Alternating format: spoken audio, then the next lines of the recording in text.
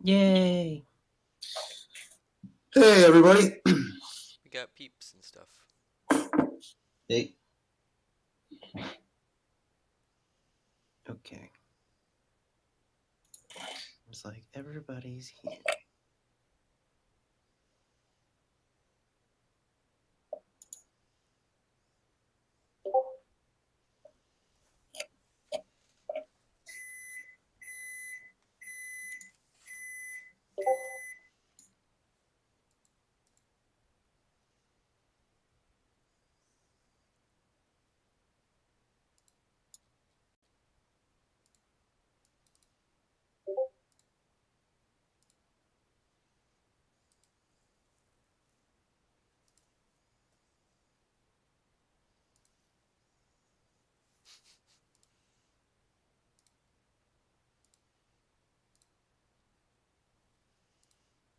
Very prestigious looking cat you got there. Enter Sandman. Quite regal. He looks like a lion. Mm-hmm.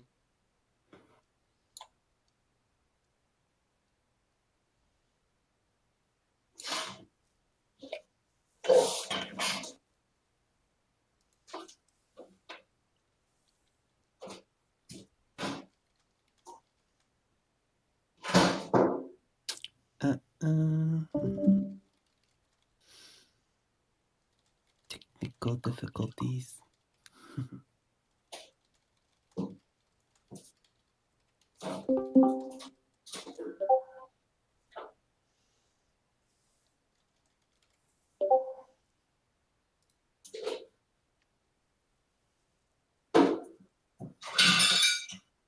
Ooh.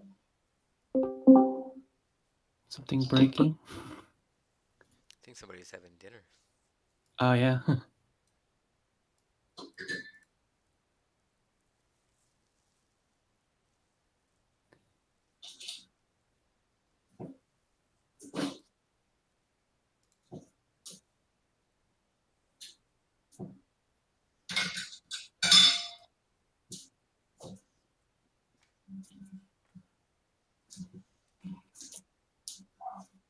Sorry about the noise, guys. I was making myself some tea. No worries. No worries, man.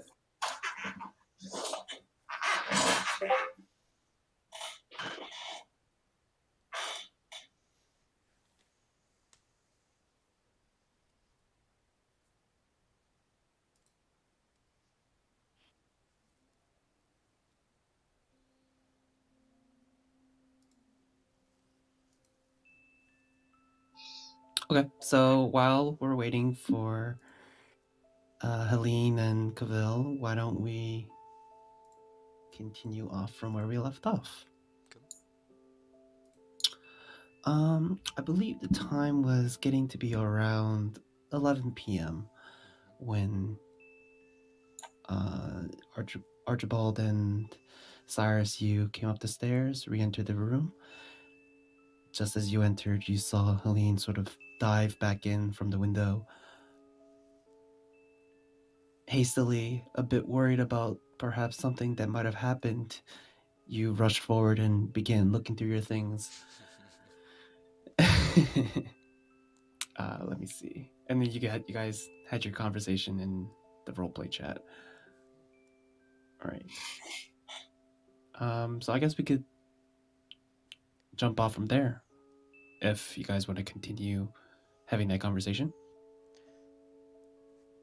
I think we need Vila to be able to do that. Ah, right. Unless Archibald wants to interject something. Right. Let's see.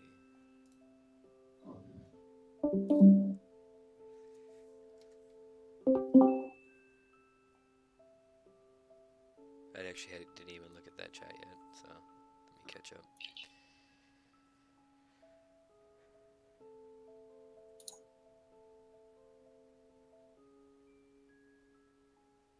Yeah, that's right.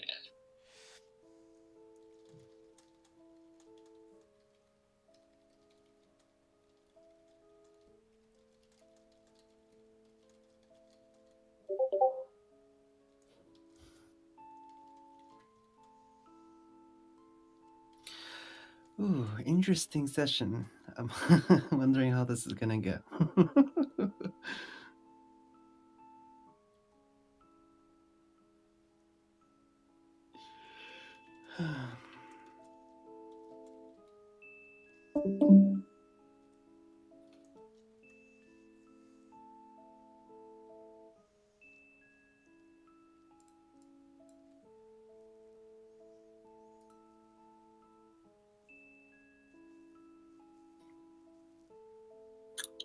So, Archibald, as you circle the bed and lay down on the bed. Yeah. Okay. So the room itself is made for one person. The bed itself is larger to accommodate that person have a guest, but it's going to be a tight squeeze for all three of you. That's fair. In Iris that And the case, cat. sit And the down cat. in the corner. Okay. in that case, I wouldn't have gone on the bed if there's only one bed. I thought there was more. Okay. I'll just do it on the ground. I just need some rest. Do you scratch the ground before lying down? No. There's nothing fuzzy there for my claws to catch on. So, you guys find your place resting. Is there anything else you would like to do before we go to the morning? I think I'm just gonna keep my pack like close to me, like cupped in my arms while I sleep in Sure. the ball. Duly noted. Okay.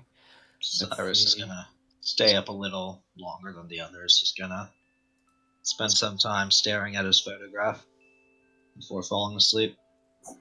Okay. So, Archibald, you watch as Cyrus sort of stays awake for a moment, looking at some sort of paper. You can't really tell what it looks like from your end, but otherwise, Helene. Hello? There you go. Hello. Hi. Hey. Is this the Okay. new one? Yeah. Is it Great. better? Yeah. Sounds great. That's great. So we were just discussing how the room was made for one person, perhaps two, so it will be a tight squeeze. However, the gentleman will be taking the floor, allowing you and Mr. Kitty to have your place on the bed. Oh, okay.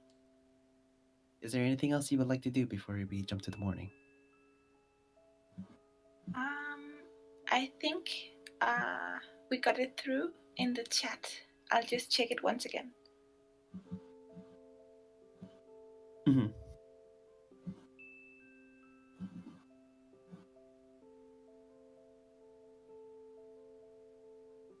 Yeah, I think it's fine. Okay. So, soon waking up in the morning, is there anyone that would like to wake up early or anything of that sort? Okay. So, waking up just as the sun is rising, the banging of the doors and the steps as people begin to wake and go about their daily routines, you all slowly begin to arise, gathering your things. To your left, you see that Mr. Kitty has been sleeping most of the night. However, you do see that the window is open, and perhaps he had left and returned. You're not sure. No one kept any watch.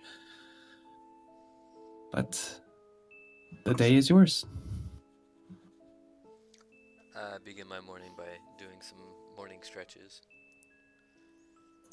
Okay, so a bit of a tight squeeze in the room, but you sort of just do your couple stretches, leaning on the floor, doing the classic mountain and whatnot. Good morning. Good morning. Business first, or shall we get a bite?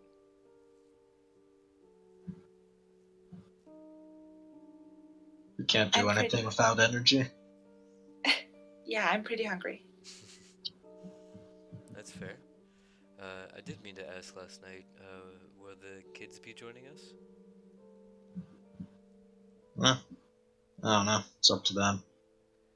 I'd rather they stay in the room, though. If they do go downstairs, I want it to be in my sight. The two little tiefling children he has. Ah, I did see them. Jostled awake by everyone shifting in the room, Misty Kitty stands, does some very similar stretches as Mr. Archibald. And then, with a bit of a leap, he jumps off the bed onto the floor. He's still quite large, probably more of a large dog than a cat, but not as big as like a panther per se. He walks over to the door, just sniffs the ground a bit before turning around and looking at the rest of you. I suppose we should feed him too, huh? Yeah, he must be hungry. I mean, is there any left of the fish from the day before? There is nothing left. No, not even bones. Oh. I suppose I finished the milk, right? That was fully finished, yes. Alright. Well, I'd be happy to go down and get some, but I don't know how the whole butler kid thing is with you. How are you going to handle this, Cyrus? They can take care of themselves for the most part. They're expecting me to arrange transport out of the city anyway. Fair. I'll just let them know. You just seem to be hesitant on having your butler. What was his name again? Orion, and he's not my butler. Sure. From coming in, just didn't know if you wanted this a secret. I could go out the window again. I just am trying very hard to keep some things separate. He is nosy. Okay. I go and open the door. Do I hear anything down in the common room? Since you are pretty close to the stairway that goes down, you crack the door open, and just as you do, you hear footsteps as someone leaves and goes down. There's a bit of a crowd downstairs as, you hear the plates clacking and drinks lifting and things like that. Do a perception check.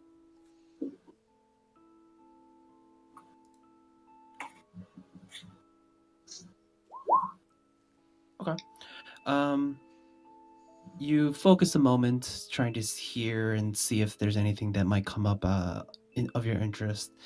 You do hear many of the people talking about going to a place in the town called the Free Mart. Them just getting their early meals before heading there. They say it's near the East Gate. That's about all you hear. And correct me if I'm wrong, but that was where the cat owner was, right? Yes, that is where the map was, as well as, I believe, Antonio, the person that you received information on about receiving transport to Venex City. They were all pretty much situated at the east side. Perfect. Okay. You close the door behind you. Yeah. I do think we need somebody to stay with Mr. Kitty. I can take care of that. Okay. I can go get breakfast if you want me to bring it back up here. Do we need anything else? For just this moment, I don't think so. Okay. Okay. I'll go down to the bar area. Okay, so you begin heading down the stairs. As soon as you get down, you can see that everyone seems to be in a bit of a rush.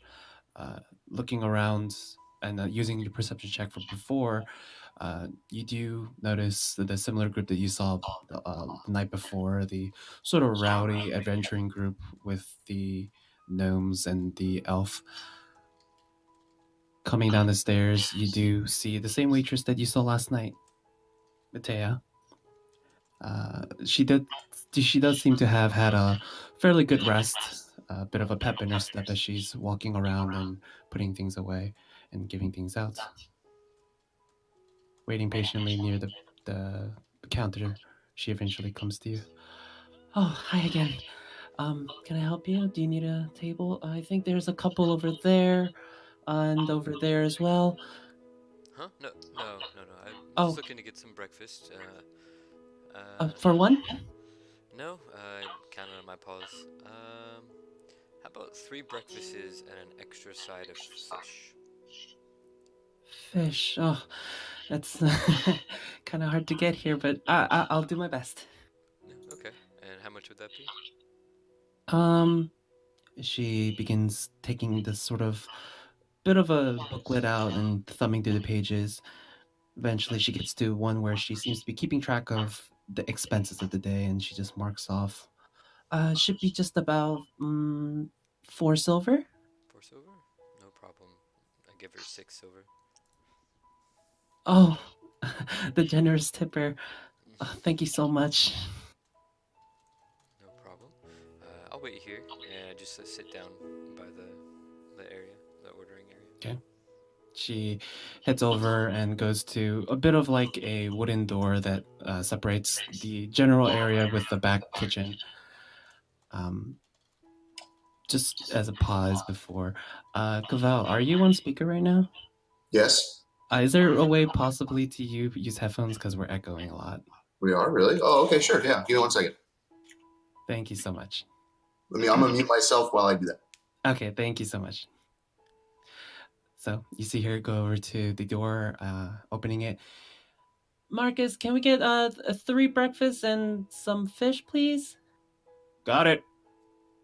She comes around and begins doing a couple other things, leaving you to decide a bit. Is there anything you would like to do? I'll just sit down and I just want to people watch, see if I see any of the people from the posters that was shown to me the night before. Okay. I'm gonna ask you to do another perception check for that. Yeah, no problem. Okay. Looking around, you look for the 2 other that you saw on Mr. Kinley's notebook, the half-orc gentleman or the sort of scrawny-looking human. There's a lot of bodies in the way. People are shifting around and the such, but doesn't seem to be any indication of them being here.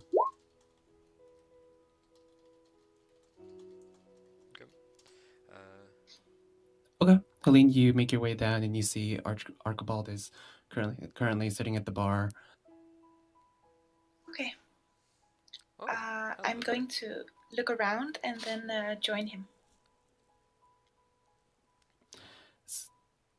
Well, look who the cat dragged out. I had to come out eventually. That's fair.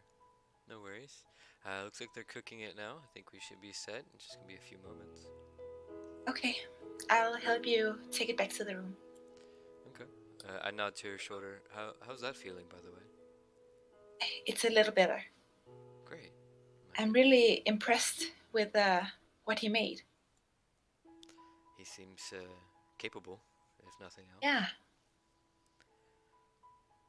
Yeah. Vila, as you sort of just absentmindedly touch your shoulder, the numbing is still there. You can still feel that the wound was there just the night before. However, the pain is gone. Okay. Yeah. Okay. Yeah, I sort of rub it a little. Yeah, I don't feel the pain anymore. Oh, that's amazing. That was a Yeah. deep wound. Yeah. I'm sure I'll have to keep using it for a while. Yeah, more than likely, but at least we're in skilled hands. Yeah. He didn't even have to do it, but yeah. I think that's just a part of his personality. Perhaps. Vila, is there anything in particular that you would be looking around for? Familiar faces. Okay. The usual then. Perception check, please. Okay. It's been a week. Nice. Okay. Unfortunately, you look around. You haven't been this far east, and you do have a very restrictive background. So the very few faces that you have committed to memory, none of them are coming up. However, one face that you do remember from the night before, Matea comes around the corner holding a fairly large platter. She comes and goes over to you, Archibald. Oh, 3 breakfast, and here, this is on the house. And she puts a fairly sort of tall glass of a yellowish, brownish liquid. It changes as the light kind of refracts on it. I definitely sniff it.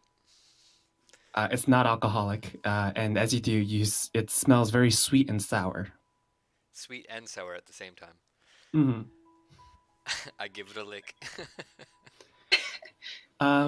You kind of tilt the cup and put your tongue in. It seems to be a juice of some sort. You haven't tasted it.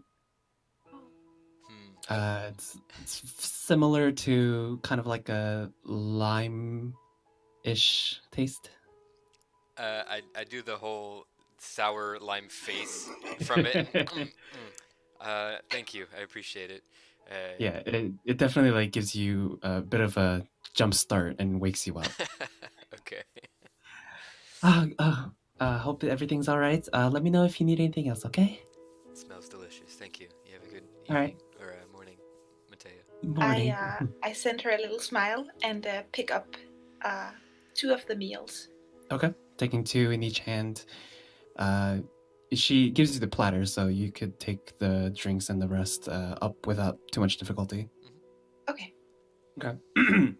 The meals themselves, it's a very generous proportion, particularly because of your tip. You see a very large helping of some sort of mashed potato kind of thing. There's a lamb chop on the side, as well as a slurry of various vegetables, almost as if it was just kind of like leftovers. Still worth it. Mm-hmm. Does smell delicious. So take it up. Okay. So you bring it upstairs. I You follow.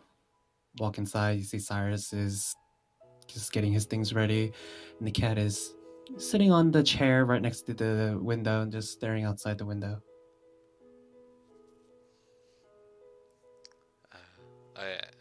I guess I took the fish and I go hand that or put it on the floor in front of the bed for the cat. Okay. When you do walk in, he turns his head and immediately jumps off, coming towards you. As soon as you put the plate down, he quickly, before the plate even touches the floor, his face is already on the fish, and he begins just gnawing into the fried skin. Nice. Do you want to go see your mommy today? It doesn't seem to understand continuing eating. I go and pet it though. First still soft, and you could sort of feel the muscles and the difference of its skin compared to its tentacles that are still kind of rolled up on its back. Nice. Well, here's breakfast. Do we have any specific game plan we want to follow? You figure out the address, didn't you? For the owner. It was on the poster. Right. It looks like, or from what I was hearing earlier, there's a market in town. Might be able to swing by there before or after, whatever we're feeling. Oh, sure. I'd rather take care of this business quickly and get out of town when we can. That's true. It's true. Just wanted to I point don't it out. want to have It's to on the spend sunny another side. night. Are you in a hurry? I think it's best that I get to Venice as quickly as possible. I would also like that. And you said you wanted to have horses? Well, like I said, quickly as possible. Okay. Just want to point out that there's the free market in case we need to get anything else. Right, maybe just pass by. Yeah. I go to eat my breakfast. You take a seat that's a little bit further away from Cyrus than before. Oh, this drink I think is between either of you two. It's not my cup of whatever this is. Oh, she gave 3. Not your cup of milk. Oh. Oh. I thought it was just one. Okay. She gave 3. Okay. This is an extra one then. Oh, Compliments thank of you. Mateo. How much do I owe you for this meal? Just get me next time. No worries. Okay. So I'll start eat as well and try the new drink. Taking a actual sip instead of just a tongue touch. The taste itself starts out sour, so it gives you a bit of a sour face and immediately jumpstarts your sort of taste buds. But as you sort of swallow it, a lingering sweetness stays behind. Very pleasant. This is good. Make a con save. What? Just kidding. Okay. So, finishing your meals and finally getting everything prepared, you all gather at the door, ready to leave. I don't think we should be taking Mr. Kitty downstairs. We should probably send him out the window with somebody else. Yeah. He's kind of an obvious distraction from the normal. Yes, because we don't want them to see us with a giant cat. I can head out the window with him. All right. We'll meet you on the other side then. Okay. Okay. I follow So, Cyrus down. So would it be too far to jump? you're on the second floor, so it's about a 12-foot drop. It's not too bad if you know what you're doing. Okay. I might try the harness to lower the beast down before I climb down. Okay, so you're gonna try to do the rope thing again? Yeah. As you're trying to tie the rope around him to lower him again, Cyrus and Archibald, you walk around and find yourselves under the window. And Before as we you head do, out, I'm gonna check on Orion first. Okay. Knock on the door. You knock on the door. He quickly answers, and inside you see that both the kids are still sleeping. So he just opens it when I knocked? Yeah. I'm gonna put a dagger in his face and tell him not to open the door without finding out who's on the other side. So as he opens the door, yeah, oh! Sir? Do not open the door unless you know who's on the other side. Oh, right. Put the dagger can you away and please- say, we're gonna be in this town a little bit longer than I had hoped. Hopefully, we should leave by the end of the day, though. I'll let you know when the arrangements have been made. All right. Are we to stay inside as normal? Yes. You should let the kids out sometime. They can have fun when they're safe. All right, sir. And with that, I'm just gonna walk away. I follow him and... Are you sure he's not your butler? I'm before very you, as you say that, and before he closes the door, sir, if you're heading down, can you please take these? And he, as you see before, he has a small platter of plates. All right. And Cyrus will bring it down. Okay. So you bring it down, drop it off at the counter. Matea gives you a nod. You exit and find yourself around under the window. Vila, as you're attempting to take the rope and wrap it around Mr. Kitty, about halfway through, when you're about to tie the knot, Mr. Kitty looks out the window and sees Cyrus as well as Archibald and immediately jumps out. Oh. Oh, easy enough. The rope kind of follows after him, eventually completely leaving the window, and the cat lands right next to you, Archibald. The rope Okay. follows for a bit, looping around in this coil. Well, that's handy. Okay, I'm going to just climb out the window by myself and put my hood up and climb down the side of the building. Okay, not too difficult with your past. You find a couple handholds and you make your way down. Finally, in the middle of the alleyway, you all are reunited. What do you all do? I assume Let's we're get to the let's get to the house. Yeah. Okay.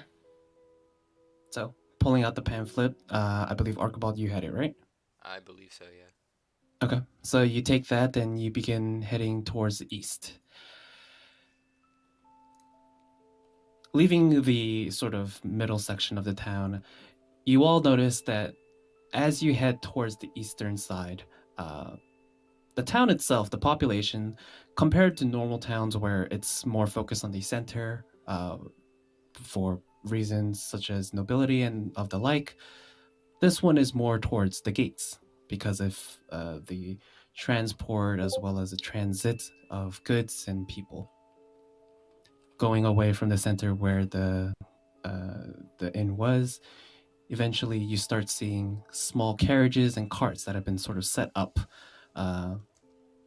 temporarily so that people can see if they can make some money along the way on their travels. Obviously, amidst the various towns, stores, and the like. As you walk by, you all notice that there is a very common produce that many of the townspeople sell, stored in what looks to be very large glass bottles, probably about the size of a head. Inside, you see almost like a cloud, a very thick and solid wrapping of white, almost translucent thread, wrapped neatly in coils. You see this in almost every other establishment that the town itself holds. Following the directions of the pamphlet that you have, you eventually make yourself leaving the sort of free mart that you just passed by, and you head a bit into a residential area. Inside, slowly you begin emerging and find yourself at a small one-story wooden building. This one is a bit different from the other ones because of its one singular large window set right next to the door.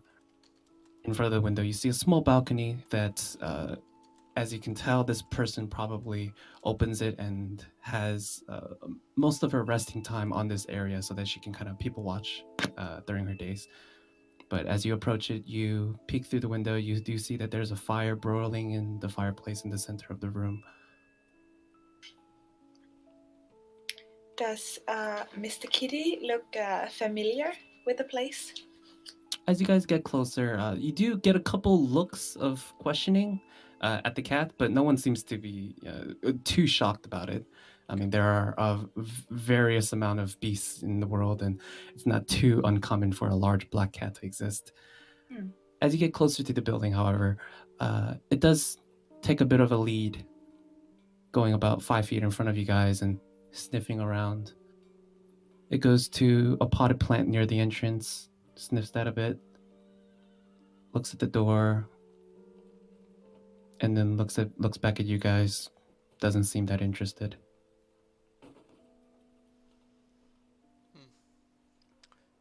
I still have the pamphlet, right? Yes, you do. I go and knock on the door. Okay. You walk up and you give it a couple knocks. You wait about 10 seconds and you don't hear any response. I knock again. Okay. Knock a little harder this time. The wood thumps. No response. I look up at the sun. What time is it? It's very early. The sun is just about rising. It's just now getting to probably 8 a.m. Oh, wow. Okay. Well, there's a fire, so somebody was here, but they probably went for some morning errands. So either we can sit here and wait for them to come back, or maybe we can get some travel necessities at the free market. Yeah. Strange someone would leave their fire going now. Sometimes we leave ours going at home. I don't see much of an issue with it. It's in a fireplace. Maybe, I think Archibald is right. Maybe they'll be back later, and maybe if we come back in a little while, they'll be back. I guess. But before they leave, Cyrus is going to take a look inside the window to see if anything seems out of place. Okay. You look forward. The window itself is very large. It's about the size of a door, almost like a sliding balcony door. It opens outwards towards you. Looking inside, there is a bit of a thin veiled curtain in the way, but it's pretty see-through. The room itself is fairly large. It seems to be a mix of a kitchen and living room. Nothing is particularly amiss. Why don't you do an investigation check? Okay. The fire is going. It seems to just have been started because the top log isn't completely ablaze, just the bottom kindling. You do see light coming in from the backside. Does seem to be a back door, but other than that, nothing really seems amiss. I'm going to join him at the window to try to get a better look. Okay. You could do an investigation check as well.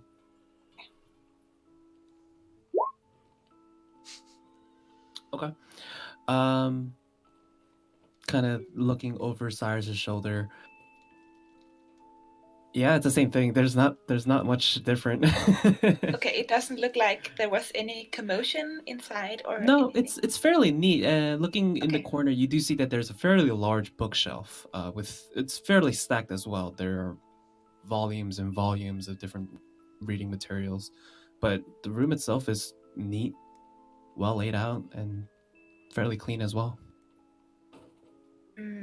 Probably just out. Right. Well, I guess we could go and arrange travel for later. Well, we're already here. Right. I'm okay with this. Okay. So, turning back and heading back the way you came from, leaving the residential area, you find yourself back at the Free Mart, various carts and other markets available for you to do. As you arrive, a couple of people kind of wave in your direction and try to give you some sort of indication to come explore their wares. Anything you guys are looking for before you head towards the east side?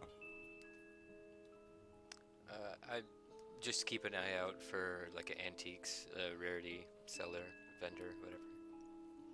Cyrus is just going to give a death glare to everyone that tries to get his attention. Okay. Cyrus, why don't you do an intimidation check? Right. All right. Okay. And Archibald, why don't you do an investigation? Okay. So, as you guys are slowly making your way in a tight-knit group, the cat following close behind, Archibald, you kind of look around trying to see if there's anything that might be of interest. Most of the wares seem to be general goods, some weapons. Along the way, you do find something that is a bit of an interest. It seems to be a traveling jewelry store. In the front, you see a well-dressed man, human, but he does seem on the shorter side, but he has a fairly large sort of chin strap beard that goes down all the way to his chest. He smiles, looking around, and he's seeing your eye. He smiles as well, nodding. Oh, come. And as you begin giving indication that you might come, he glances over and sees Cyrus's death glare. Come. Welcome. We have... And he keeps glancing at Cyrus. I look at Cyrus. Cyrus is gonna kind of roll his eyes and turn his back to them while they're doing the transaction, keeping an eye on the crowd. Okay. Cyrus, can you tone that down some? Like, take it down to like a constipation level, not so angry. Like, just mellow, man. Cyrus just gives a look like, what's wrong? Well, maybe some of us want to check some of these wares out, and you're making these people very uncomfortable. No, it's no worry at all. I was just wondering if you were interested as well. I am. Are you sure? Yeah, I'm sorry. Are you sure it's not a bother? It's all right now. Now that I know he means no harm. He kind of glances at his wares. I do have a couple of people that have some ill intent, but No seems ill like intent. you guys are friends. Anyway, my name is Thom. Thom. Thom.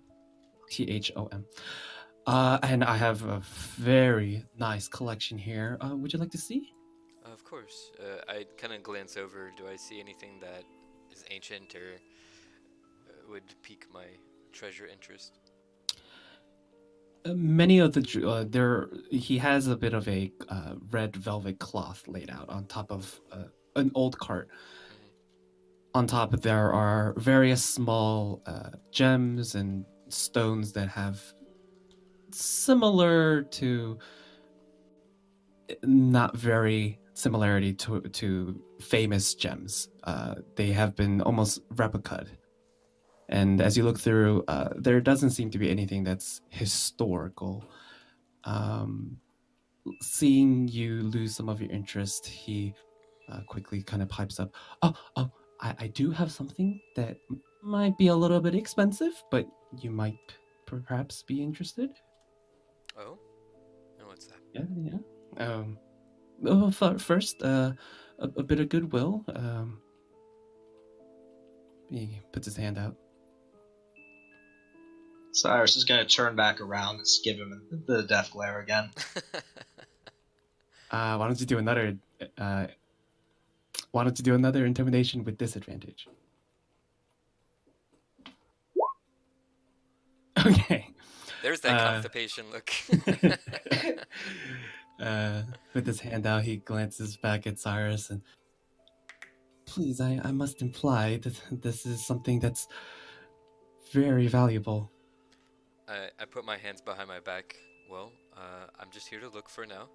I'm not going to do anything, and there's plenty of people around. Nothing wrong in looking, but I don't feel like I need to pay for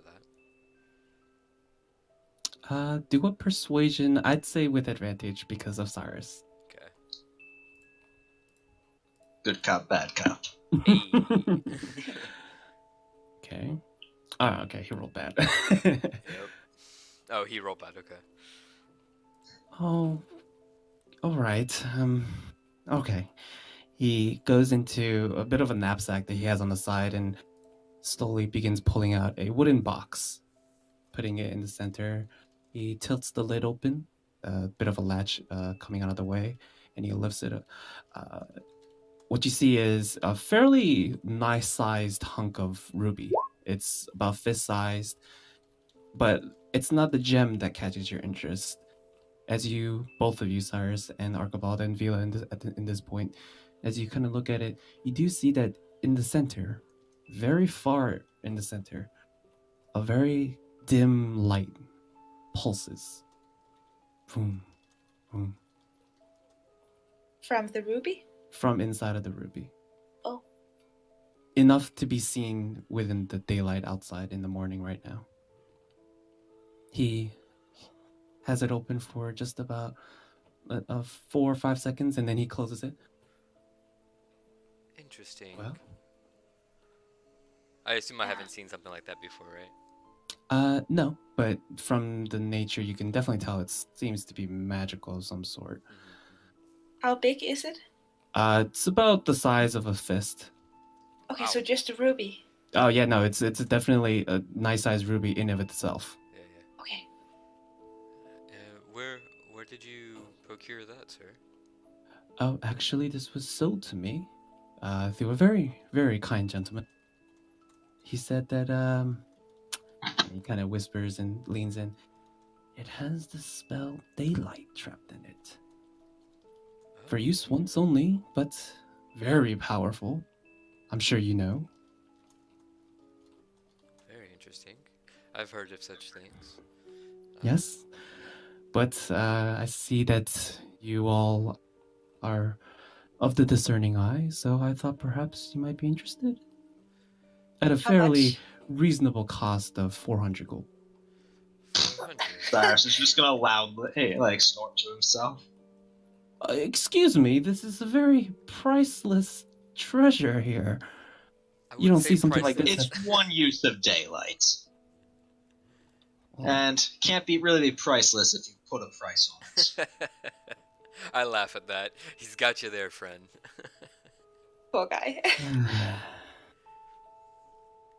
well, if you aren't interested, that's all right. Kind of takes the cage and puts it to his side. Well, is there anything else I might be able to help you with?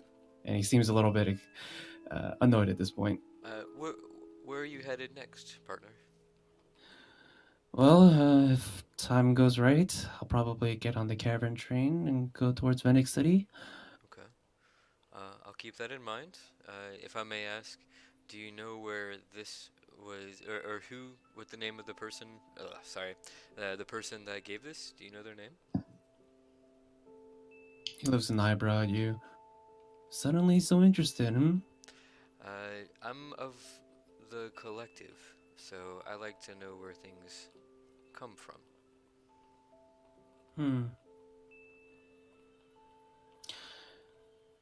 Well, no name, but I will let you know that I did see him coming from the west, just coming through the town of Singar.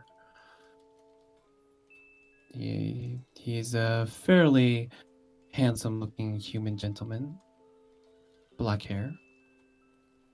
But I'm sure if you see him that you'll be able to notice something about him. He's quite strange. I can't quite put my finger on it. Okay. From the west, you say, in Singar? Yes. Hey, can you spell that, please? Singar. Perfect, just what I thought. Right. I'm going to ask him. Do you have anything else magical? Oh, I didn't quite see you. He kind of looks around. Is there anything in particular you might be looking for? I think something like this might be matching you. And he kind of raises these two sets of earrings and kind of puts them side by side next to your head. I'm going to look closer at them. They're silver with small little sapphires attached to them. Why don't you do an investigation real quick?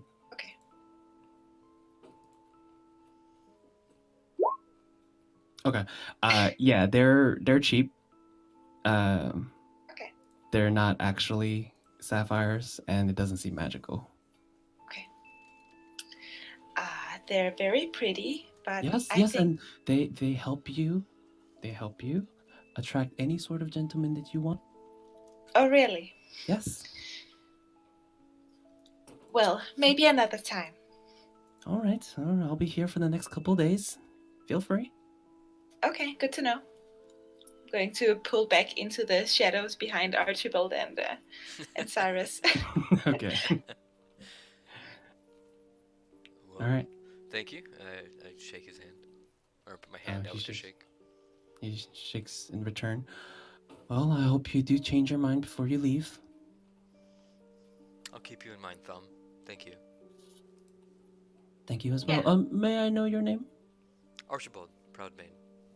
Archibald. All right. And the miss? Sylvia. Sylvia. All right. Yes. He doesn't ask for yours, Cyrus. Cyrus wasn't gonna give it to him.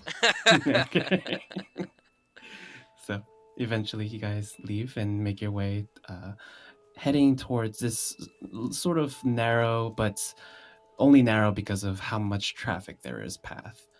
Eventually, you start seeing the sort of hastily made wooden gates of the east side, and to the left, you see a small crowd, a long lined, handling behind. What do you guys do? Is that a crowd Was it to a leave? long line? Yeah. When you go to the east side, there's a bit of a crowd kind of blocking the way, and the crowd itself is formed in a sort of a long line. I assume to leave the city, right? Mm-hmm. Okay. Can't really tell exactly from this distance. Ooh, I turn to Cyrus. But the caravan, wouldn't it be in 4 days that the caravan would leave? Or is this just normal exit out of the city? I'm sure a lot of people pass through this city. It's a pretty major trade road. Yeah. Right. Well, what was the name of that person with the horses? Keep forgetting his name. I turned to Cyrus. I'll be honest, I think my notes got deleted. Skadios. So I do not remember his name. I remember he had weird hair. Yes, his name is Antonio. Antonio, okay. Yeah, Antonio. And they told Mateo told you that his hair was unmistakable. Well, do I see unmistakable hair anywhere? Peeking over the various amounts of crowd and the various people among them, you do see a tuft, almost like a very large cylinder of black, just heading straight upwards, probably about 2 feet. So Gerald from Hey Arnold? Pretty much. Yes. Well, that's probably our guy. Tony? Antonia? What was the name? Antonio. Antonio, that was it. Okay, well, let's go see if we can get some horses. I turn to Vila. Sylvia, are you gonna join us? I kind of hesitate. Yeah, I think I will.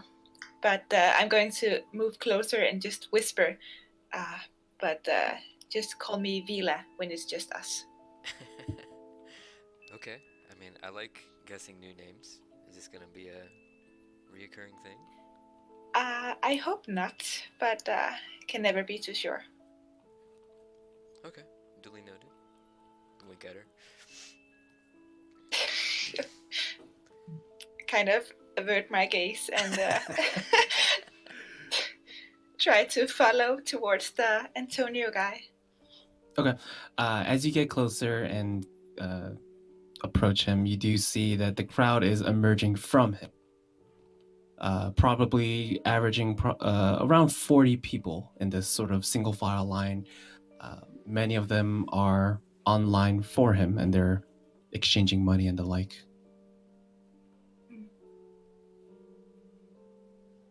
Okay. Cyrus is going to take 10 gold, put it in a separate bag.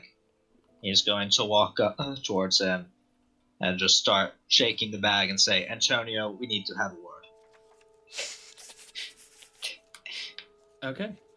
As he's in a bit of a transaction, having a gentle sign, you quickly go up and he turns towards you.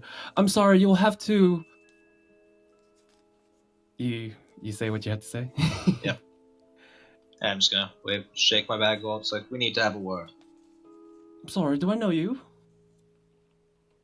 You will. He looks over at the guy and now he turns towards you. He's looks like a half elf, dressed in fairly noble-like clothing, but not particularly expensive, mostly to style after it. He looks at you. Are you serious? Am I dressed like a jester? Why don't you do a deception check? And also when he says that, he's gonna sort of just like eye him up, like, I'm not the one that looks ridiculous here. Okay. 20. Antonio turns towards him and, this boy will help you with the rest. And you see a very young boy, probably about 12 years old. He's human as well. He steps up and takes that noble-looking man away. What? I'm sorry. How can I help you again? I don't even know your name. I need a cart with your best horse to head to Venice City. I'll pay well for the discretion. Well, you have to be online like the rest of these people. Yeah, Cyrus, maybe we shouldn't be drawing too much attention to ourselves. Seems like you have a very smart lass with you.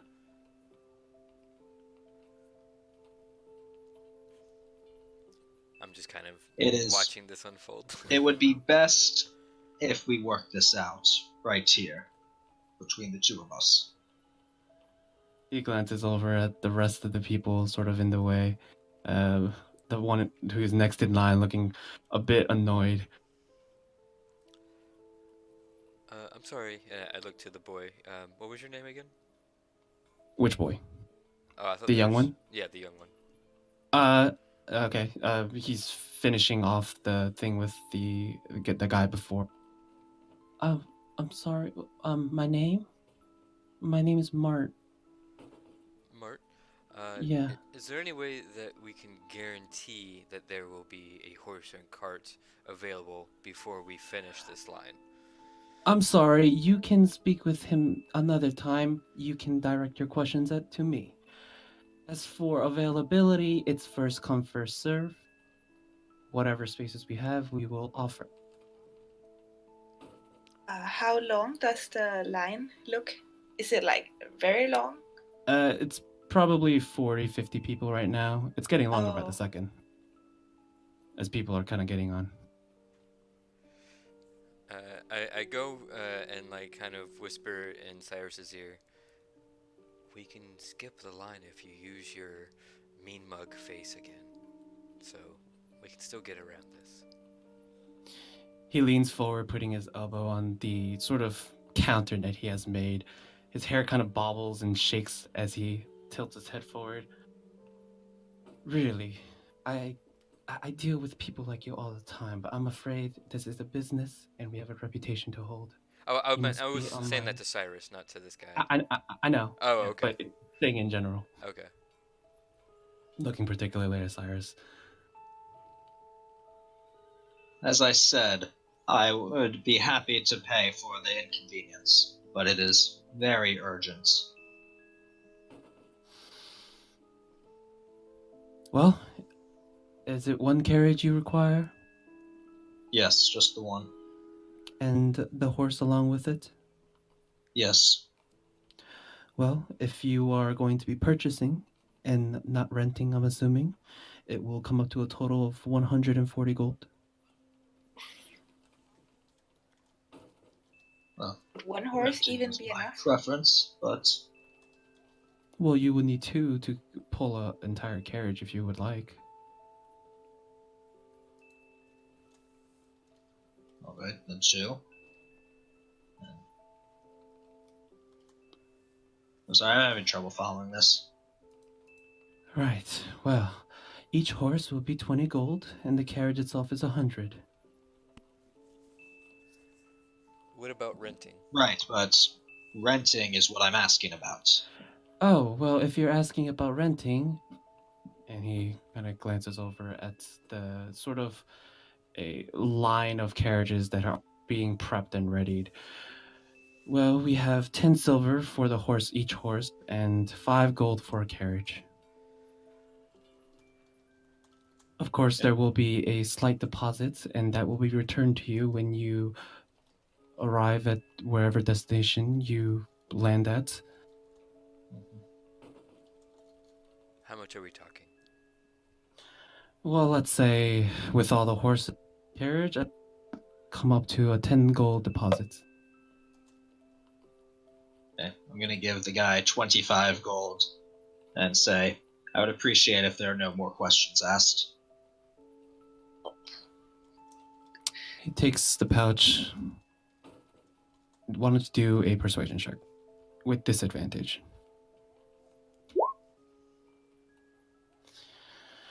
Oof. He takes the pouch, glances inside, kind of thumbing through a couple of the coins, looks up. If any questions arise, it will be on a need basis, whether I speak or not. Takes the pouch and tosses it into a bin underneath the counter. Pulls out a sheet of paper and begins writing on it. One rental, and we're, I believe, are trying to go. Venic City? Yes. To Venic City. And to whom shall I address this application to? Orion. All right, Orion. And your signature? And he turns the parchment back towards you. It looks to be basically a standard deed of who owns this during the momentary elapse in ownership. It still has his name on the far right corner, as well as the crest of his troop. Okay, Cyrus is just gonna give a very squiggly signature. Okay. You do a little scribble, turns and checks it. All right. He rolls it up. Art, you can help him. Next. The little boy walks around. Vila, why don't you do a perception check? Okay, I'm just looking. Cyrus actually has a pretty noticeable bag that's bulging on his waist. Though out of character, he fills it with pebbles as a distraction for people that want to pickpocket him. Yeah, okay. So, Vila, with your perception, yeah, Cyrus seems pretty loaded. Okay. Just the way he acts and the large pouch that he has almost pulling his pants down on his side. Okay. Just an observation then. Okay. So, the finishing your conversation with Antonio, the little boy, Mert, walks around. I can take you, and begins heading towards this sort of long line of carriages. Each of them have the symbol for Antonio's operation, sort of a swirling web going in a circle, and at the center, a very large dot. Bringing you, the boy goes over and begins relaying instructions to a fairly other people that, stable hands and the like, and they begin preparing. Over on the side, he brings you to a small waiting area where you see a couple other people are gathering their things. As you're standing there, another gentleman walks up to you. He's dressed fairly nicely, and he has a questionable face. Cavell, would you like to describe your character? Sure. Let's kind of use. Can I put my token out there just as a general, like? Sure. Sure. Well, it's kind of small. Never mind. But okay. So he's a rather tall and bulky kind of guy. Very strong looking. Very blonde. And he doesn't have a mean look on his face, but he has more of a stern look on his face, as if he's kind of sizing up the people around him. Not so much in like a way where he doesn't like everybody, just kind of measuring people and their character, just as a general kind of perception-based thing. Okay. So, Cavell, finishing and waking up in the morning, you found your way toward the east side looking for a cart to take you to Venic City. Along the way, you saw a fairly large U2 trying to cut it. You made your way to the front where you saw this sort of a commotion go along with this very large lion tabaxi,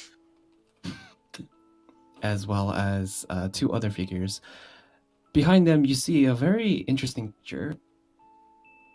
Not one you've seen before. Very large, a black cat. Though not one that seems to be wild based on the way that it's just silently standing behind the similarly large tabaxi. finishing their conversation, they went over to the waiting area. And what do you do? Did I overhear anything that they had said? You overheard everything. I overheard everything. Okay. I'll kind of make my way over to them. Okay. And So I'm going to walk you guys up. see this gentleman walk up to you. I'm going to say, excuse me, I couldn't help but overhear that you're trying to get a cart to Vinnick City. I too am trying to get there. I'm kind of trying to get there as quickly as possible. Is there any way I can catch a ride? Have a few gold pieces. I also can offer my strength on the road if you're worried about anything like that. Cyrus is gonna be sightling this guy up. He's not the most trusting person, if you guys have noticed. Okay. Glancing him over, Cyrus, why don't you do an investigation check? Can I help him? Because I'm going to be looking at him, Sure. sizing him up too. You can just roll at advantage.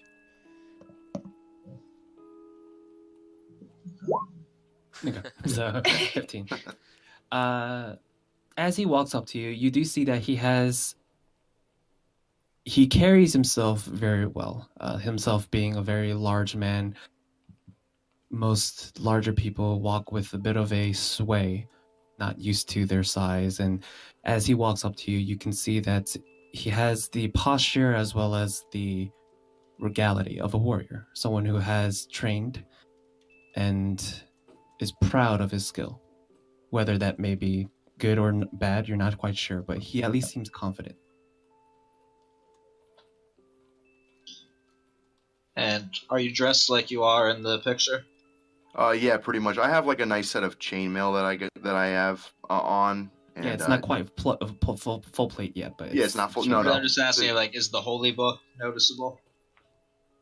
No, I have a shield. What I have noticeable is a sword and a shield. Okay. And on the shield, I most certainly have an emblem. It's like a scale on top of a hammer. That's the symbol I have on my shield. Mm. And does Cyrus recognize the symbol? Why don't you make a religion check? Archibald, you could do this as well. Vila, I don't think your background would give you information on this. Right. Okay, both of you, through your investigations and your background, you do have some history. You know this symbol to be of Tyr, the god of balance and, in some cases, keeping the balance, whether that be through action or not. Cyrus is gonna sort of eye his holy symbol and say, I suppose we could use some extra security on the road. Though we're not quite ready to leave at the moment. There's a job that we need to take care of here first. I'm also going to look him over. Do I think he looks trustworthy in what he's saying? Do an insight check.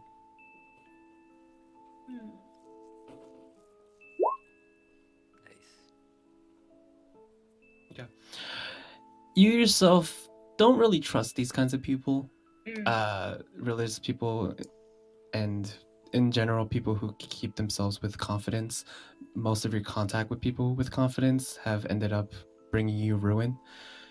But the way that he seems to be talking and the way that he walks up to you and pretty much puts himself out there, he doesn't seem to have any ill intent. Okay. Sir, I think we might need something from you as good faith. I see that you were in this long line and seem to be coming to us after you've seen that we've already procured the horse and carts. Were you going to pay for anything, or? Sure, I don't have much, but I can offer a few gold pieces or so. How much did they charge you? I turned to Cyrus. What do we think is fair? Well, as long as he's assisting us with security, 1 gold would really be all I need. That should be fine. I go and like whisper in Cyrus's ear. You're trusting somebody with our security that we just met. I'm trusting a knight of Tyr. Tyr. And you feel that we are on the good side of balance then? You don't feel that any scales would be going against us in this case? I have lived a complicated life, but there are certain types of people I've learned to trust. I'm going to whisper to Archibald and Cyrus. To me, he seems trustworthy, but I don't know the full extent yet. You guys watch Mr. Kitty walk up and begin sniffing Cavell. Cavell, you watch as this very large black cat suddenly walks up to you and begins sniffing your shin. I'll smile at the cat and kind of try my best to gently stroke its head. Just a little small touch. It allows you to do so for a moment, just sitting there for a bit before it leans its head and begins kind of stroking itself with your hand. I'll say, interesting friend you have here. I'm convinced. You don't know that. Well, And he definitely seems to like you. I'll reach into my pouch and I'll pull out 1 gold and I'll toss it towards Cyrus. Here you go.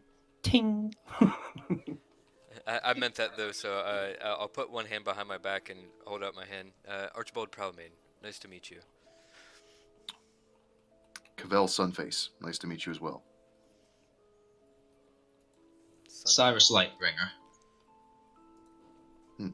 Hello. I'm going to hesitate and kind of look between Cyrus and Archibald for a moment, and then I'll say very quietly, and I'm Vila.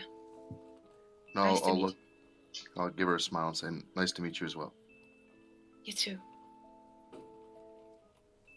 Orion? Oh. Is there an Orion? Yes, that is me. Okay, you watch as this half-elf walks up, pulling 2 horses behind. They're both carrying a carriage that has been fitted and readied, and behind you do see that a generous helping of animal feed has been boxed up. Right, may I see your papers real quick? Show them the paper. Right, well, here you are, and he gives you the reins. Complimentary of the force, we have given you any sort of animal provisions that you would need on your trip to Venice City, free of charge. I'm going to hand the guy 3 gold, and I'm going to say, I would appreciate if you could keep an eye on the horses for us until we return. He takes the 3 gold. I would be very glad to, sir. Lord. Thank you, Lord. Not a lord, but you're welcome. Right. And he takes the horses and takes them over to a stable.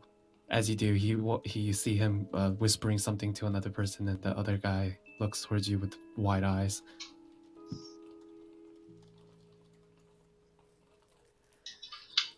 All right, let's see if we can find Mr. Kitty's owner now. Yep. Look up. What time is it? This whole ordeal probably took about an hour and a half. Should we get any provisions for the trip? Because it's, what was it, like a 4-day travel? It's about 2.5-day travel, yeah. Okay. Yeah, I only have my personal rations. So maybe getting a bit would be helpful. Mm-hmm. Just on the way back. It's through the market, I believe. Yeah. It's normally stuff that I leave up to Orion, but I suppose if you guys want to have a direct hand in this. He's totally your butler. He is not my butler. Call him what you will. It's all in the He actions. doesn't work for me. Whatever you say, master. Cavell, are you Yes. joining these people as Yeah. they begin heading back towards the market?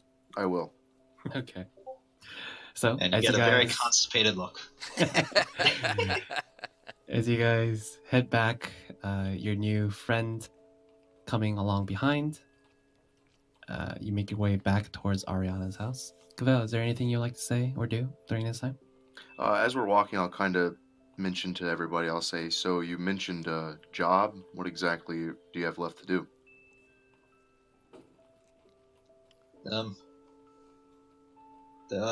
We have a question that needs to be answered. Some cats in this town are disappearing, and somehow one of those cats ended up turning into a displacer beast. We believe. Well, allegedly. that does sound unpleasant. Yes, I'd like to find out who is doing this. We Yes, found, that does sound like it'd be important to find out. Yeah, we found this poster. We think that this is the cat from the poster. So we try to find the owner. All right. Well, I'll be happy to tag along with you. Okay. So, you guys make your way back, and as you do, you find the house as you left it. However, this time, the large sort of floor-to-ceiling window is open, allowing a fairly pleasant aroma of some sort of stew coming through. You find yourselves at the door. What do you all do? Smells like someone's home. Okay. You knock. Coming! Footsteps. Then the door opens. Inside, you see a very pretty, but also very young human. She has long red hair coming down and draping just around her shoulders. She's dressed in a fairly simple white gown, and her hands are covered in some sort of wet liquid. Sorry, I'm in the middle of cooking.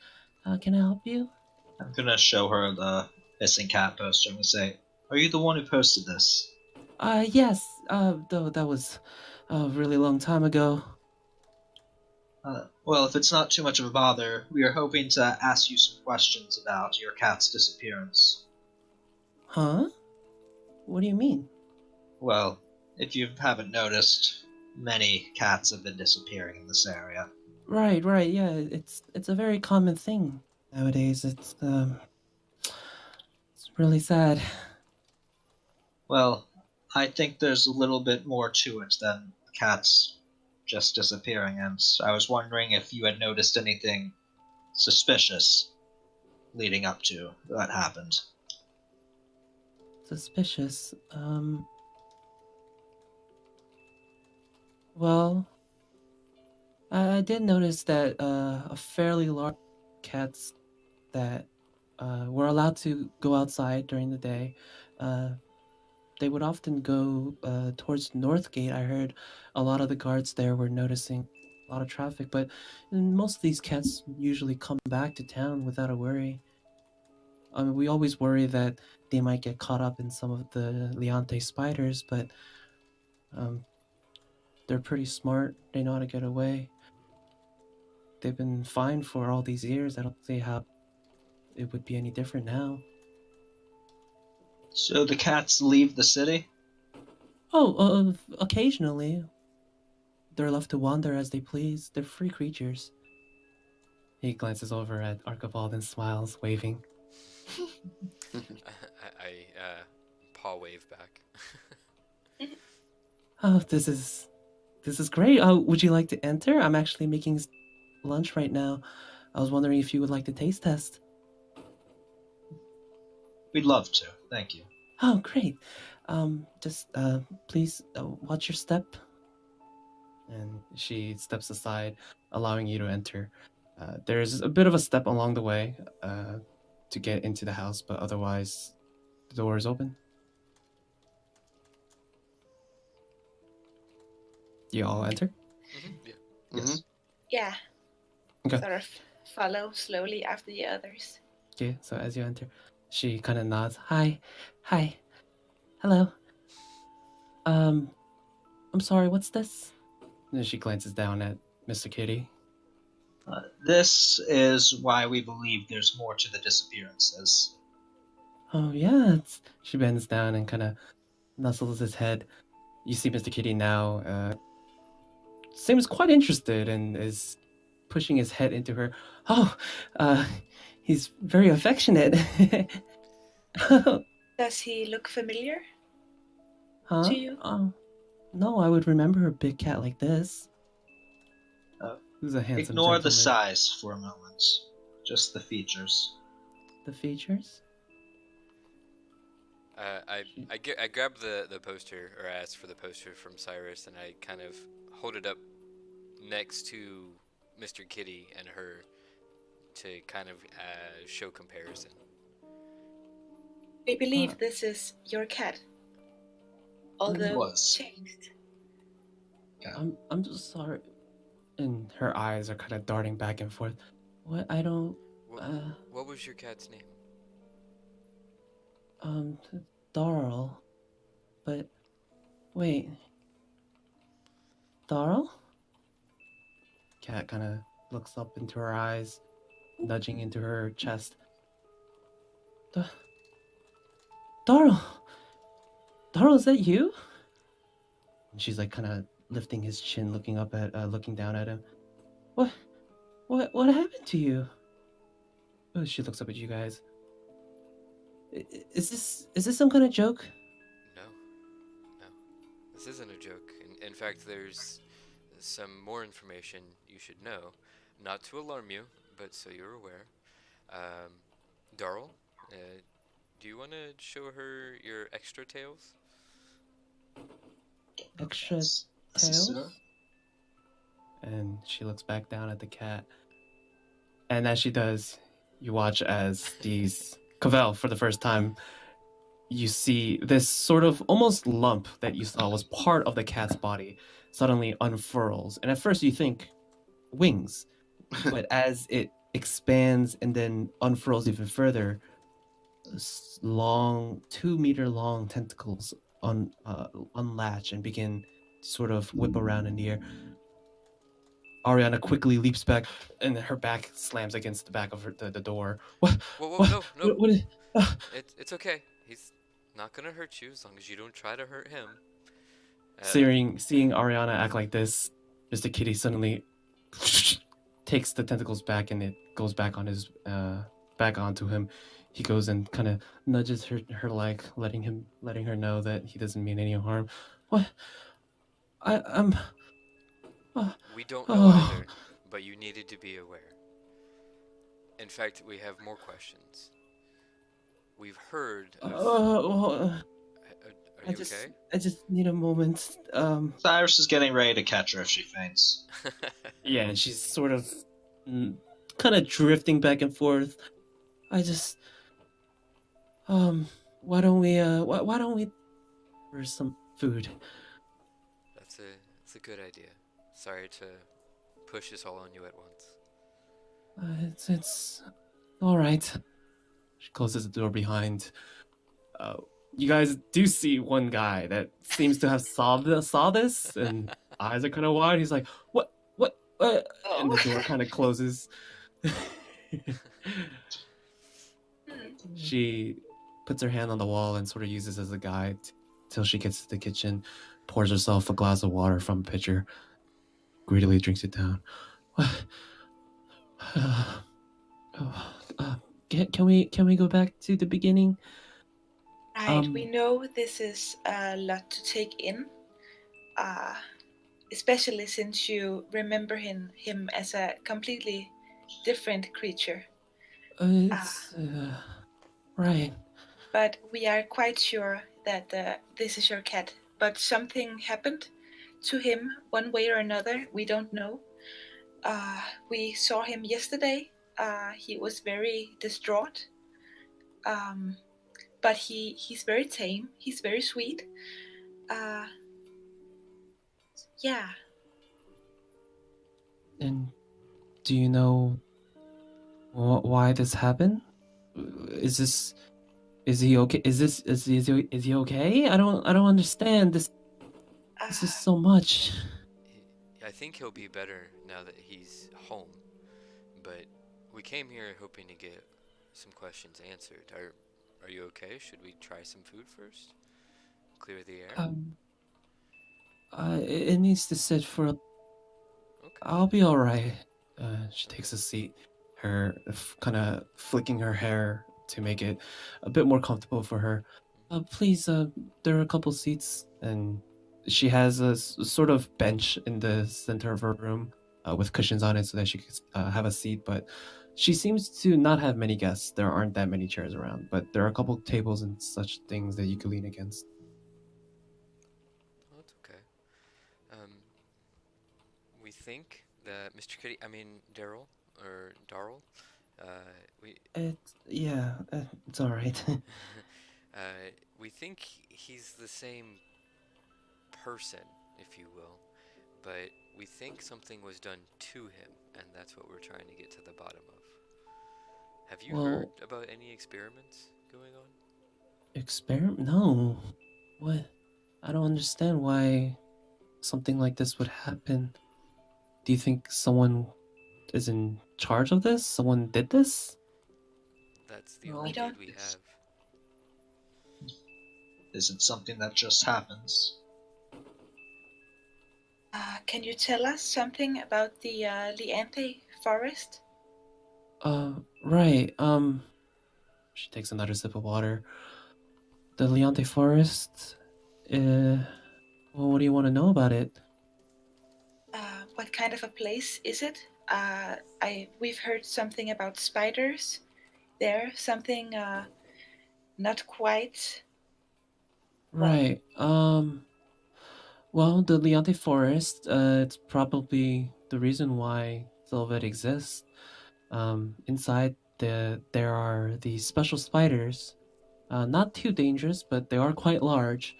They create this special silk that's a lot of the magic casters and such they require for weaving into magical clothing. When our founder found this creature and saw how much of a use it was, he decided to make this town. It's been probably like this for a couple 200 years or so. They never attack us. They're pretty tame, though they don't like it when you enter their territory without permission. That's why we often employ special spiders. Yes, they're actually quite intelligent. Oh, fascinating. Are there other creatures in the forest? Yeah, I was wondering if maybe something about the forest could be doing this to the cats. Well, the reason why our town has such a large cat population is actually because there is such a large population of cats in the forest, though most of them are wild. Many of them have wandered into the town and have taken a liking to us. That's probably why so many of us pets. She looks over at Darl, and you all follow her gaze, and you see him currently trying to leap onto one of the sort of bookshelves that's half empty. And as he does, his weight suddenly it snaps and all the books tumble. Oh, Darl! Oh. All right, I'll clean it up later. He's gonna need some adjusting. A bit bigger now. Did Darl like to go in the forest, or that you said that they like to? Some cats like to go to the north gate. Yes, the north gate is the entrance to the forest. It's the only way to get there. And we do keep track of anyone who goes in and comes out because, well, it is quite a valuable resource, and we do want to make sure that no one's taking it for free. Of course. So there's a record of who has entered the forest. Right, at the north gate, yes. And the last you saw Darl was roughly 2 months ago? Oh, yeah. Has it already been that long? I suppose so. Per the posting, yeah, it seemed that way. I didn't know if you had any more information from that, but I waited I waited about 2 weeks before I actually posted it, okay. hoping that he might come back. But I mean, the longest he's ever been away was 5, 6 days. But he always returns. I see. Well, I'm sorry, I haven't even introduced myself. My name's Ariana. And she kind of does a slight bow. And you all, thank you so much for bringing Dara back to me. It's definitely not a problem. I'm happy to help. We're actually just trying to kill time and happened upon this, actually. Oh, travelers. Yes. It's good to see that Darl has a nice home. Oh, thank you. Yeah, we often spend time reading books over there, and she points at the small little kind of cupboard balcony that she has set up overlooking the streets.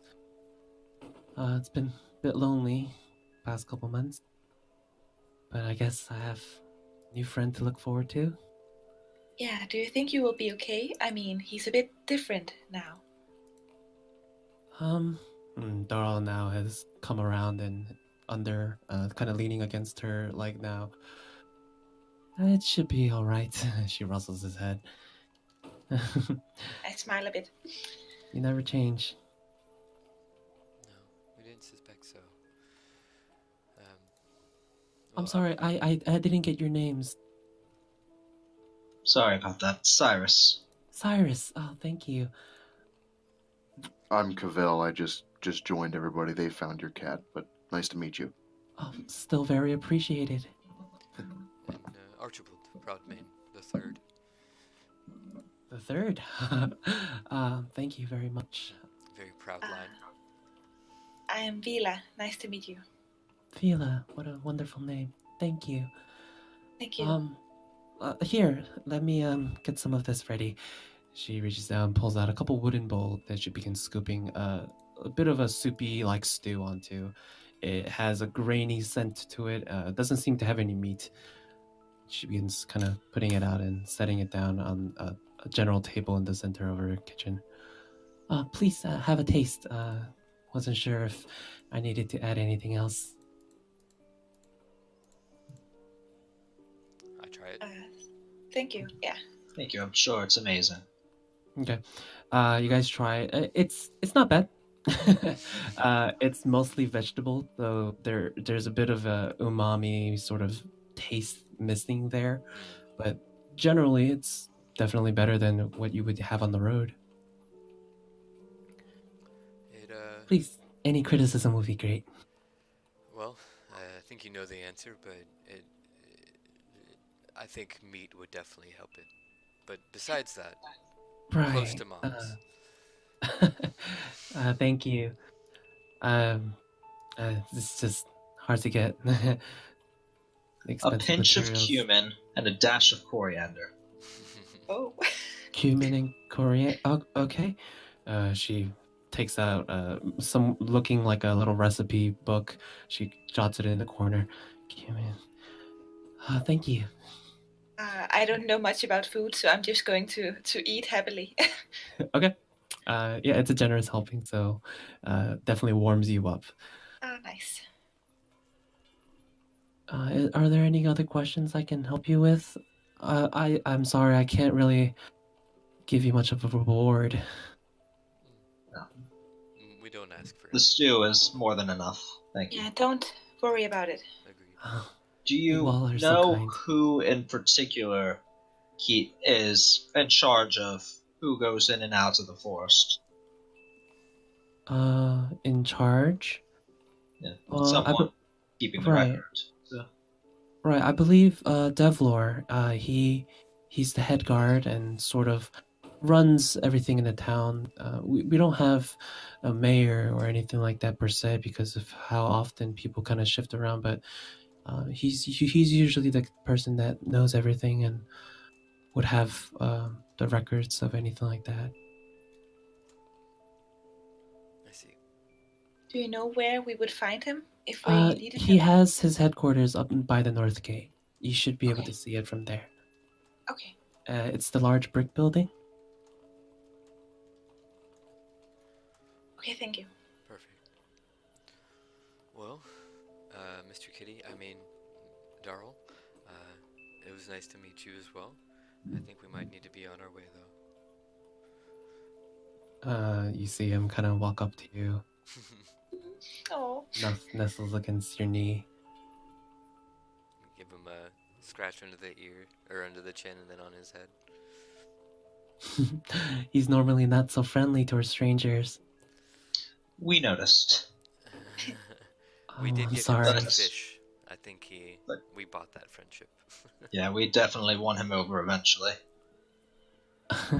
Well, I'm glad to see that he has some friends. I'm going to. Go ahead. I'm going to crouch down and give him a last good petting as well, sort of stroke his head, say goodbye. Okay. He does the same, kind of nestles into you, gives you a small lick on the cheek.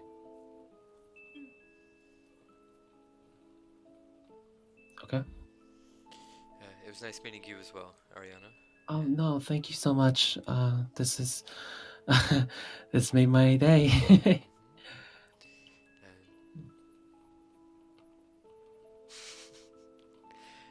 I'm sorry, is there anything else I can help you with? I can answer any questions you have. Not that I can think of. All right.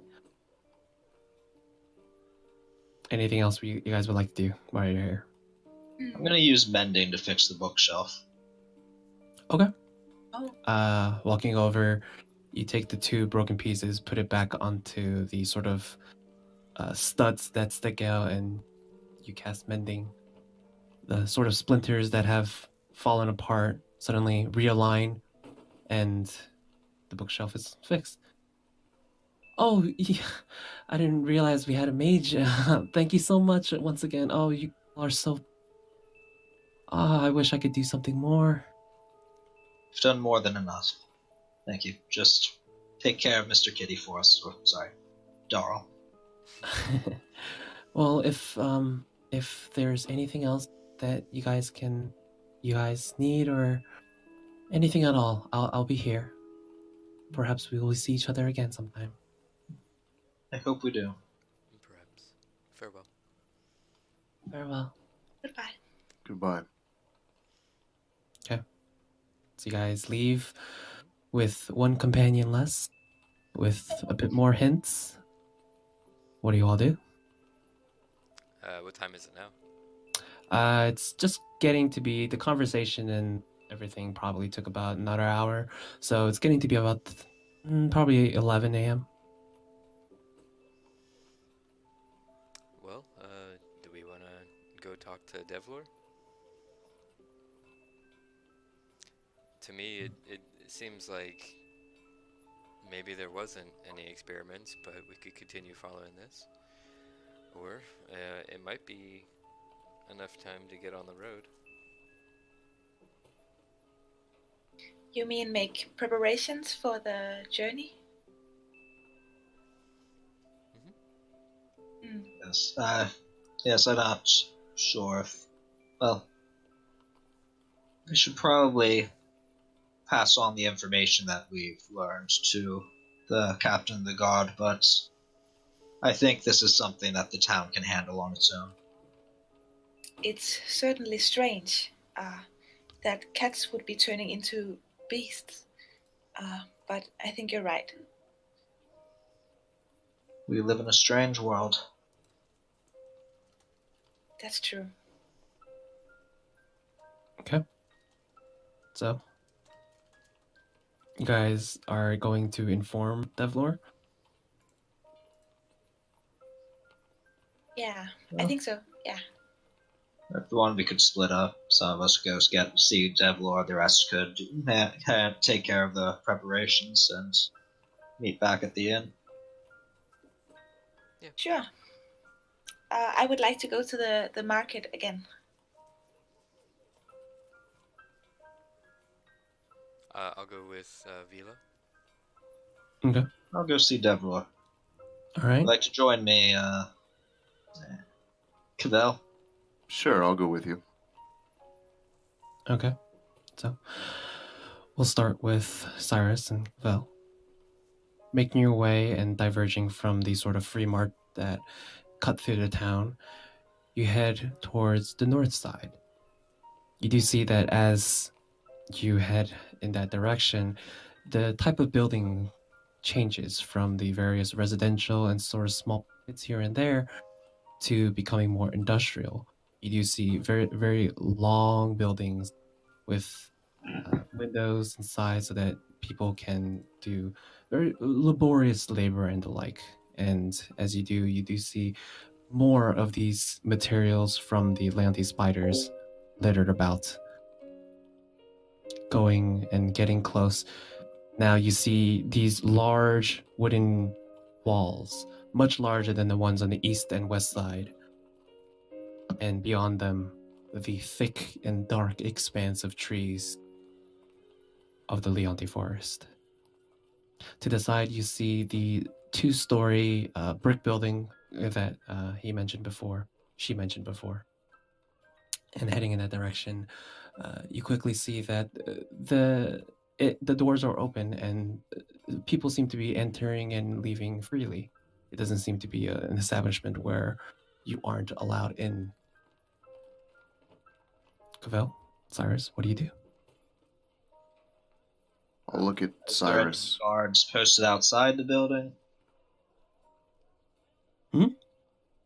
Yeah, gonna. Oh, sorry, what'd you say? Are there any guards outside? There is one, and as you get closer and kind of inspect, you do see that they're wearing uniforms, though these uniforms aren't permanent. They're more of things that people have kind of placed onto their clothing in a bit of a vest kind of fashion. He's standing near the entrance to the door, just kind of looking at and people watching, making sure there's no one making a ruckus.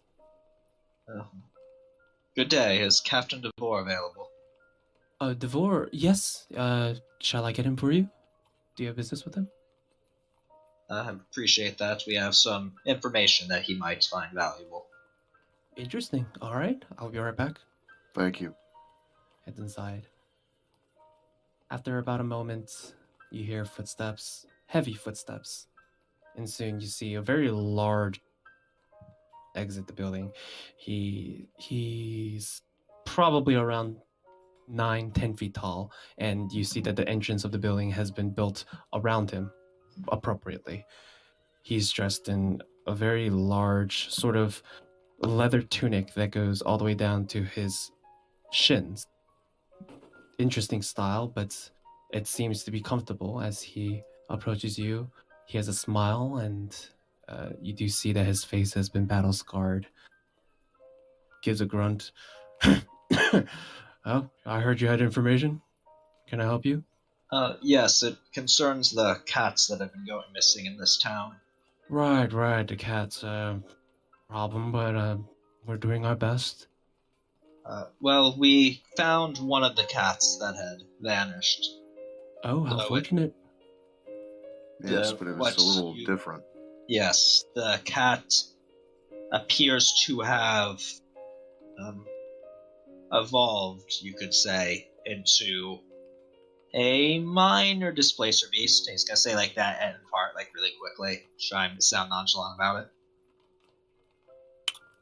Do a persuasion check. I'd say with advantage since Cavell is helping you. Okay.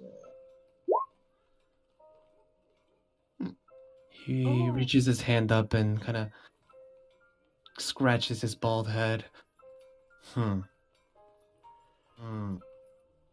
And this creature that you found, it resembled a cat that was missing? Yes, and when we brought him to his owner, he recognized her, and she him. A They're local. together now. A local. What was his name? Her name? Her, Ariana. Oh, you found the doll. Yes. Yep. Oh, interesting. Well, I thank you for that. I know that she's been having some troubles without him, but perhaps I'll pay a visit. Check out this creature that you said you found. Yes. And you should keep an eye out for other cats that may have turned. We don't know if it's someone or something natural Was or he dangerous? unnatural. He was in pain and scared, but we managed to calm him down. Though I would not. I would approach them with caution. They're not. They're not malicious, but they are powerful. I see.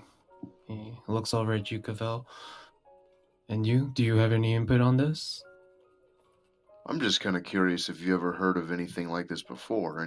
Maybe a cat, maybe another animal that's been transformed into something? That ever happened here? Well, we do have various amounts and variations of feline beasts in the Leonte forest. A couple of them wander in, and we have seen a couple like the one you said, this mini displacer. From the forest. From the forest, yes. Interesting. Though none of them have ever chose to enter the gates. We always see them near the boundaries. Never heard of anyone or any one of the other pets transforming, though. If what you say is true, the thing Darl transformed into this. He used to be so small. He puts his hand up, and in his Goliath hands, the cupping, it seems a lot larger than it would be. All right, then. Well, I would just check up on that if I were you. I will take that. Definitely, yeah. What's your name? Puts his hand out. I'm Cavell Sunface, and I'll reach my hand out toward him. Cavell Sunface. Cyrus Lightbringer. Cyrus Lightbringer. That's a interesting greatsword you have on you. A friend gave it to me. All right. Well, I thank you for this information. I will give it to whoever needs it. I do want to thank you for helping find Darl. Ariana has expressed to me repeatedly about finding him, and we did everything we could, but glad that you all came at the right time. Yes, we were all very lucky. Well, is there anything else that I can do for? No, you've been more than enough help. Thank you. That should be all. Thank you. Well, safe travels. Be able to find the source of whatever this is. Thank you, Cyrus. Cavell. Yes. Yeah. He turns, scratching his bald head still, and he steps back into the building. Okay. At this point, Cyrus and Cavell. Yes. As you're exiting the building and heading back onto the road, I would like you both to do a perception check.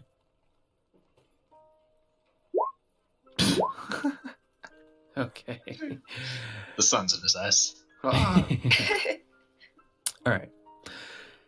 Thankfully, as both of you exit and being the two only religious beings in the party, Cavell and Cyrus, both of you suddenly feel something strange. Not physical, not malicious, almost as if something is out there calling for some sort of help. It comes in an instant and it disappears. It's vague. Do I And- notice if Cyrus like feels both of this? you, both of you notice this. Okay. It almost came like a shout. And looking around, you guys can definitely tell that it wasn't auditory. Do I have a feeling of which direction? Right. So, Cyrus, with your perception, you hear this and immediately your instincts and your senses turn and you know that it's coming from the forest.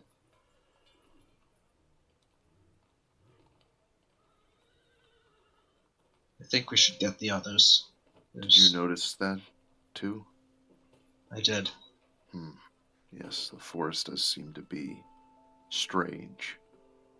A gust of wind shakes all the trees, and there's an ominous feeling that suddenly sinks onto both of your shoulders. Things just don't quite seem right here, do they? I was hoping that the guards could handle this, but it's maybe something we need to deal with. It would appear so.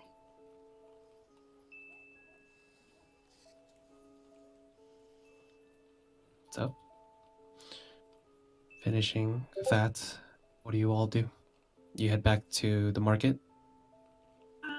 Yeah, I'm going to say to... was it me and Archibald or Cavell and Cyrus? Yeah, we're getting to you. I just wondering if Cavell or Cyrus, are you doing anything else ahead to reunite with the others? I think we're just gonna go back, right? And we should get the others quickly. Okay. So you begin like to get out of this town by dark. Okay. So you head back towards the market. During this time, while you were having the head, you are Devlor, Archibald, and Vila, you enter the free mart and you see that the traffic has increased now that people have now fully awoken. What do you all do? Okay. I'm going to have my hood of my cloak. I'm going to have it up to sort of stay hidden inside the cloak. Okay. And I'm going to say to Archibald that if we need to contact the others, then I can send a message that they can respond to. So we have that if anything happens. Okay. Let's do show not tell. Why don't you tell that to Archibald? Oh, sure. Archibald? Yes. If we need to contact the others, then I can send a message. Okay. How can you do that? It's something I learned a while back. I can do it telepathically. Oh, really? No. Yeah. Not like through a paper messaging service. Like you can. Yeah, I can say the message, and then it will go to their thoughts, and they will be able to respond to it. Oh, very interesting. So, can I do my twirly fingers from my head out into the... So you can just send it out into the aether, and they'll get it? Yeah, I believe that's how it works. Okay. Well, this should be quick. I don't think we need a whole lot if it's just a couple or a few days of travel. Mainly just want to get stuff for the horses and ourselves. Some food and provisions. Why don't you do that now and tell them that we'll be close to Thom. I think I saw a general store or a general vendor near him. Okay.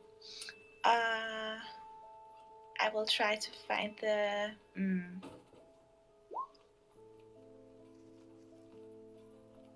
How many... Is it like... how is it like tied to how many words? So message itself, it's not tied technically since it is a cantrip. You can use it pretty freely. However, the main limitation is that you have to know where they are, first of all, and the range is only 120 feet. Oh. So it's useful in, say, like a building or in like a close combat situation, but you know, when you guys are on the other side of town, this is probably ranging to be 1,000 feet or more.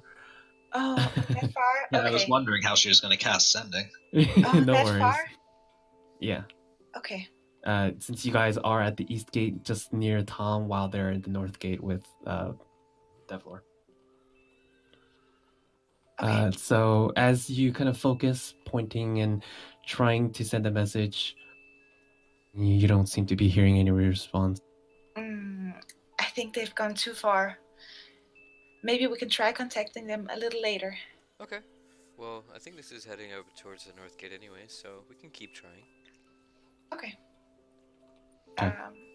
So, you guys, I believe you were looking for provisions. Yeah, that's mainly it. I'd Okay. also like to find a place that sells maps. Okay. Just for brevity's sake, what are you trying to purchase from the general vendor? Just provisions. I would say stuff to feed the horses. I mean, I just want to know, is this like a large purchase order that we should not do during roleplay time, or is this like a short thing? Something short, just Okay. kind of the bare essentials for. Okay, so you eventually find someone giving out just general stuff, strategically placed right next to Tom, that anyone who buys a carriage would come to him immediately. You wait a moment for the line to pass, and eventually, helps you. Hi, what can I get for you?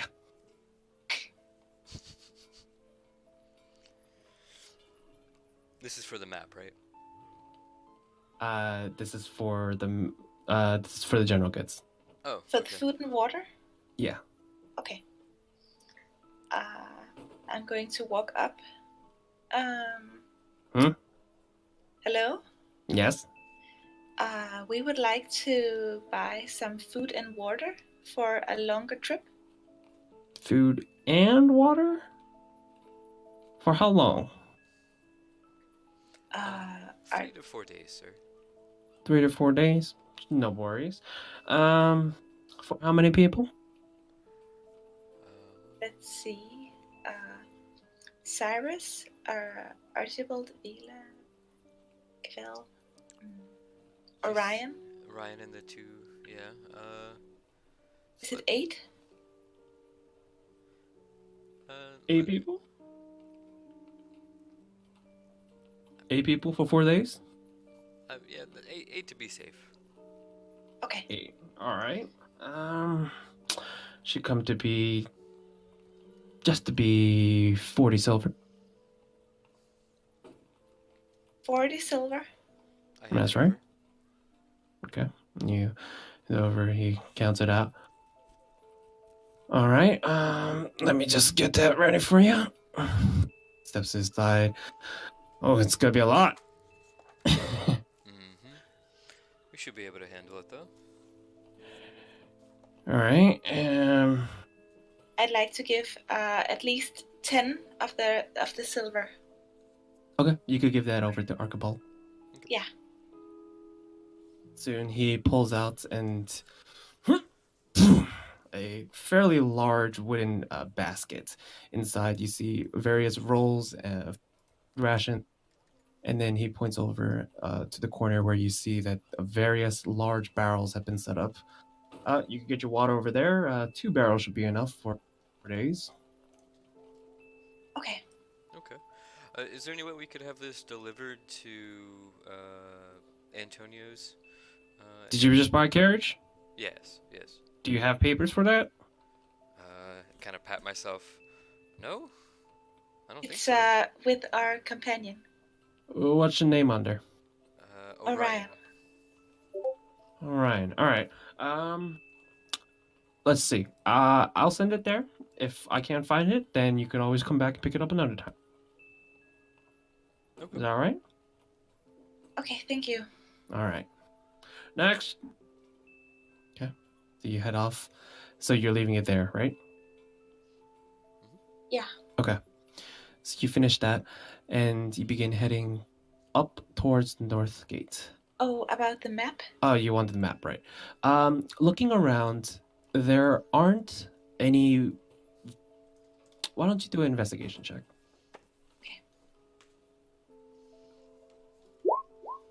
Okay. There aren't any particularly specialized map vendors.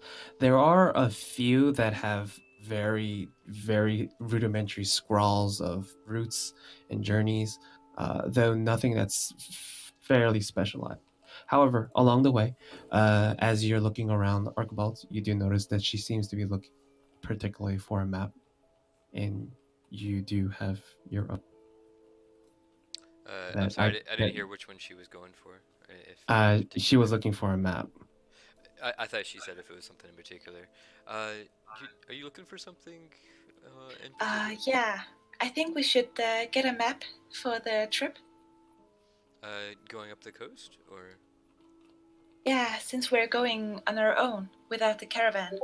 Oh, okay. Well, actually, I'm kind of sort of map maker, if you will. So. You make maps? I do. Do you have one for the way we're going? Actually, I don't know if I completed one. I'm sorry, did I? Right. I know I didn't send it to you yet. Okay. You have what is the general layout of the land, because you've passed by this area before, but you do know that there is a very specific route that goes from Sylvet to Venice City. So that's probably the reason why there is a caravan in the first place, because of how the route specifically goes. Gotcha. I have this, and I show it to her. I think on this trip I might be able to add more detail to it, but if you want to... It's not, from what you've heard along the way, Archibald, as long with your cartography skills, it's not a journey that's going to be difficult. It's not like going through a maze or anything like that. Right. You know the general vicinity, so as long as you keep heading in that direction, you should be fine. But if you want one I'm going to... Yeah, we could find one. I'm going to take a look at it. It's well drawn. He definitely does seem to have cartography skills. Along the map, the parchment itself, you do see various locations that aren't specifically noted for cities, however noted with special symbols, though you're not quite sure what they are. Archibald, you would know these as specific areas that you found treasures and that you will mark off.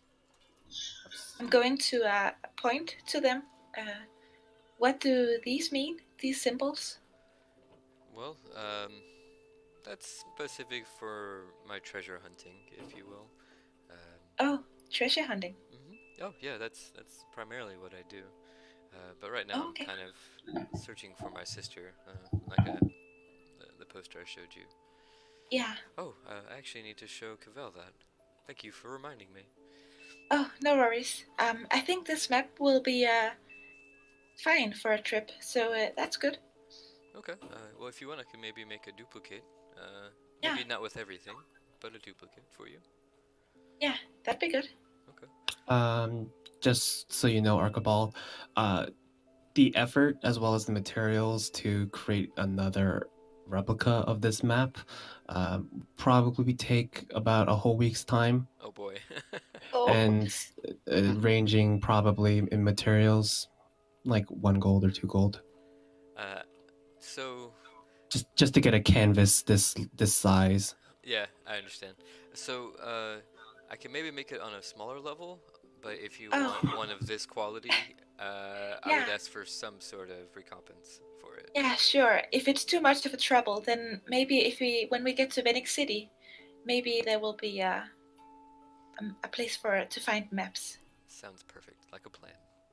Yeah, great. And soon as you continue heading, you see in the distance, coming out of the crowd, the figures of Cavell and Cyrus. However, as you are walking towards them, they don't seem to be quite as happy as both of you are in the station.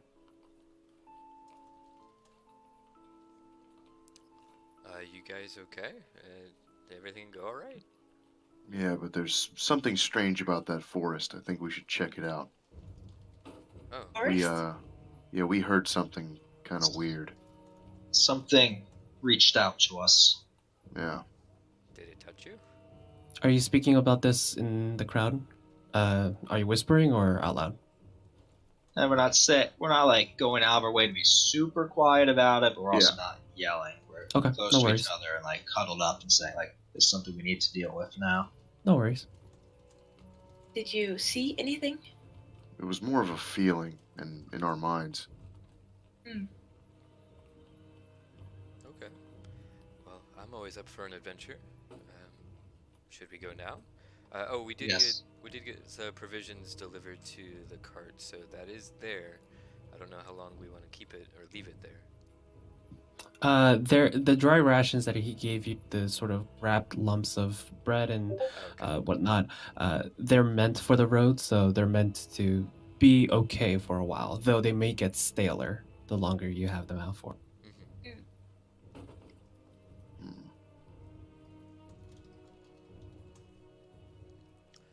Did you want to go now, guys?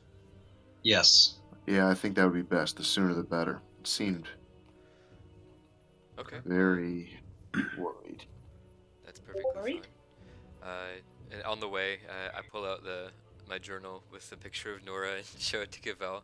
By the way, have you seen this young lady? You look into his journal and you see a fairly well depicted drawing. You do see that he seems to have proficient skill as an artist, though the figure and the shape is unfamiliar to you. It looks like a normal female tabaxi to you. No, sorry, I can't say I've ever seen anyone like that. Okay, yeah, it's a long shot, but thank you. I appreciate it. This is actually my sister. I've been looking for her for a little time now. Oh. Well, I'll keep my eyes open while we're on the road. Thank you. Okay, so you guys head towards the north gate, passing by, and eventually you find yourself behind the very large, probably about 20-25 feet high wooden walls. It's quite a sight, to be honest, and they're specifically made, as you see, to have sort of a protection against any creatures that may come lurking from the forest. As you approach, you see two guards to the left and right. However, they don't seem to be distracted by you, but another female that seems to be trying to gain entrance. Walking up to her, you see she seems human. She has very interestingly silver-like hair that drapes down her back and goes all the way down to her hip. Though it's not untidy, it's braided and folded in to be at least kept. And as you get closer, you begin overhearing her conversation that she seems to be having with the guards on the left side. Well, I told you I need to go inside. Well, I'm sorry. Well, but we cannot have any guests that don't have permission from the guild. But you don't understand. And as they're having this conversation, you guys are now approaching. Any chance we can sneak by while they're distracted by her? You definitely can. Looking to your left and right, however, do you see that the entire circumference of the city is walled?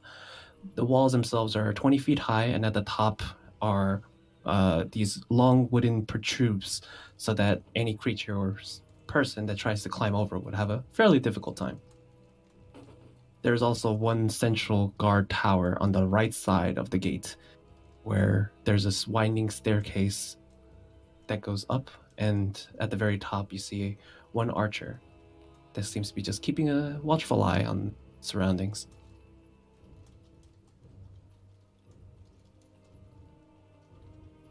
You're welcome to do whatever. Cyrus is just gonna walk like he belongs and just casually move through the gate. The gate is closed. Oh, gate's closed. Okay. Well, fuck. Okay, I guess we'll join the conversation then. Foiled again. Damn doors. You step up, and she notices you.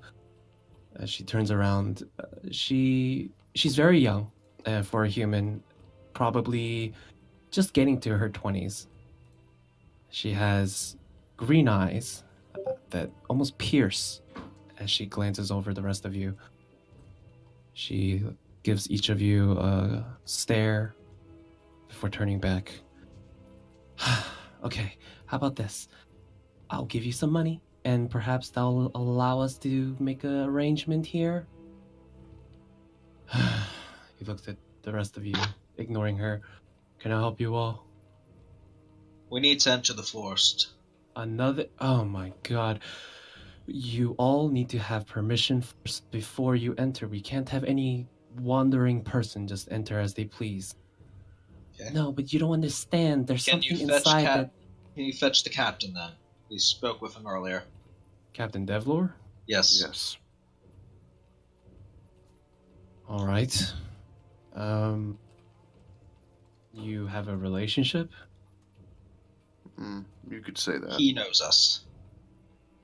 Why don't you make a persuasion check with advantage?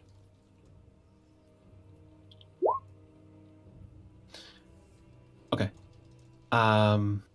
Oh, it was persuasion, but no problem. Sorry, Okay. no problem. Yeah. I'll just take a raw roll. It's fine. You only needed a 10. Okay. All right. Stay here. I'll be right back. John, watch them. And the other guard from the right side nods. He disappears and heads in before eventually he comes back with, this time, the large half Goliath coming behind, step by step. Oh, what seems to be the problem here? Oh, you two Hello again? again. Yes, Hello. hello. Something wrong? Can I It's help you? imperative we get into that forest. Imperative. Yeah. After we spoke earlier, something reached out to us. It called for help. Something? Yeah. And at this point, you see the girl that was trying to get in this over here. Wait, you guys heard it too? And Cavell turned to look at her and nod and say, "Oh, so you heard it as well?"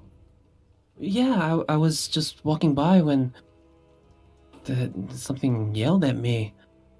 I wanted to go and find out why, but these stupid guards aren't letting me through. Hey, I'm just... It's all right. I trust these two and the rest of your troop, I'm assuming? Yeah, they're with us. Well, I know these two are trustworthy, so I think we can give them a pass for now. Are you sure, sir? Did I stutter? Right. My apologies.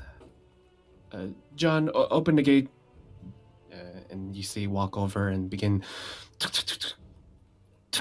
pulling on the chains that so slowly unfurl, and the two large gate openings open just enough for you guys to enter. Devlor looks down at both of you. I hope whatever this is, I didn't hear anything myself, but be safe out there. And you see anything strange, be sure to let me know. Do you need any of these men to follow you?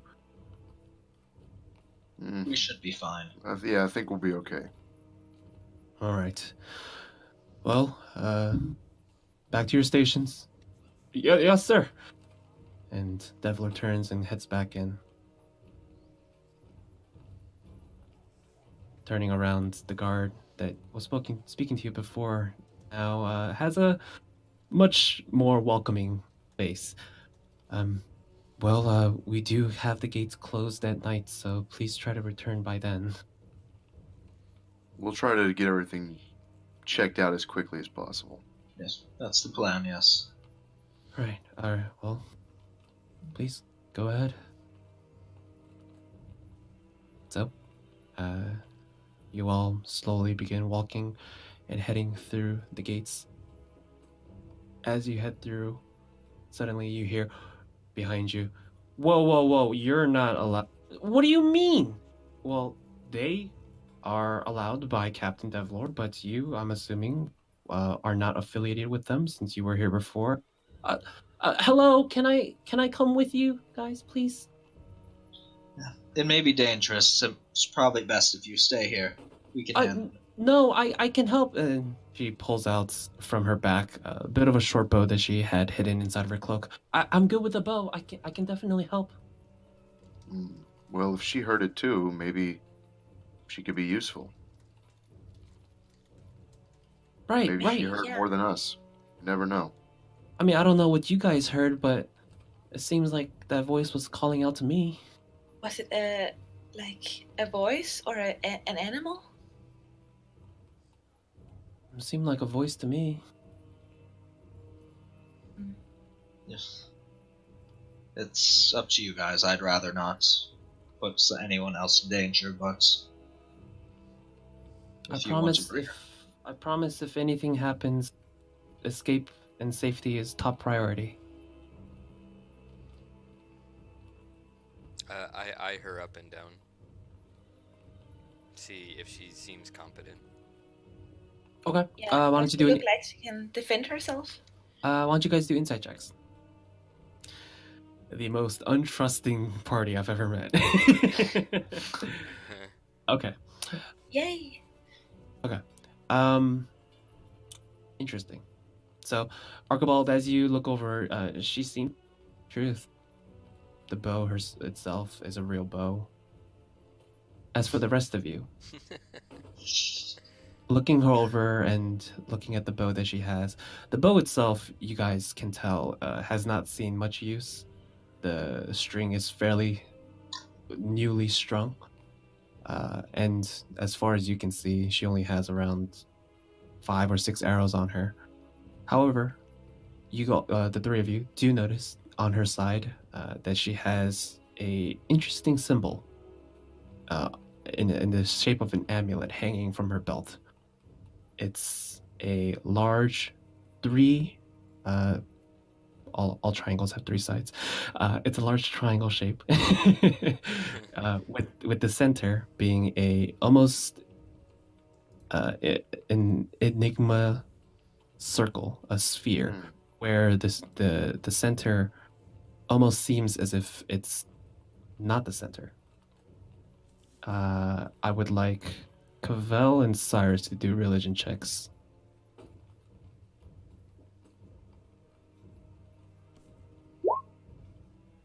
Oh, damn, oh, Cavell. nice. 2 in a row. All right. So Cyrus, the figure itself, you do and you can tell that it is religious. Don't know the origin itself. However, Cavell, you actually know this very well. Okay. And you know this not only because of your eye in religion, but because of how close of a tie it has with your deity, Tyr. You do know this as not the symbol for one god, but for 3. However, the names of the two other ones escape you. You do know of the single one at the top. Her name is Mylia, and she's the goddess of resurrection. Mylia.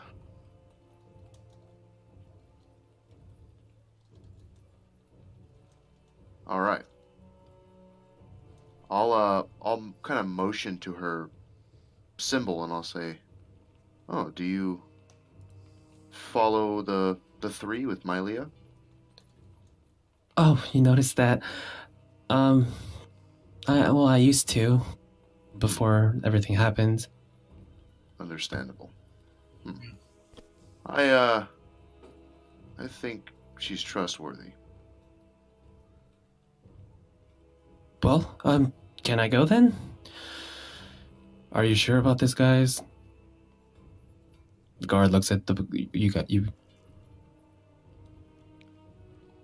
What do you all think? I mean, I don't think there's too much of a problem. Do you? If she's responsible for herself, then why not? I promise I won't be. I promise I won't be a hassle. All right. Well, I'll just make sure Captain Devlor knows about this. Go on. And she quickly jogs up, catching up with you guys.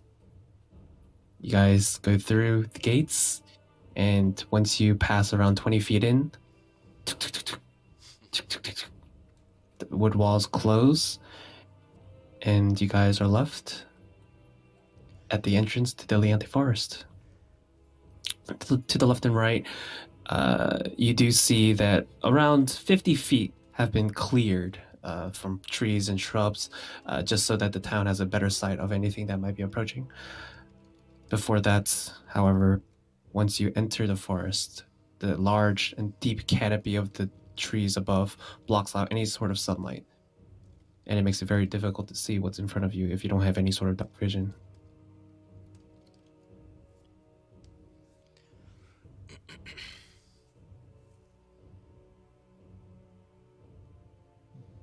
Okay. Right.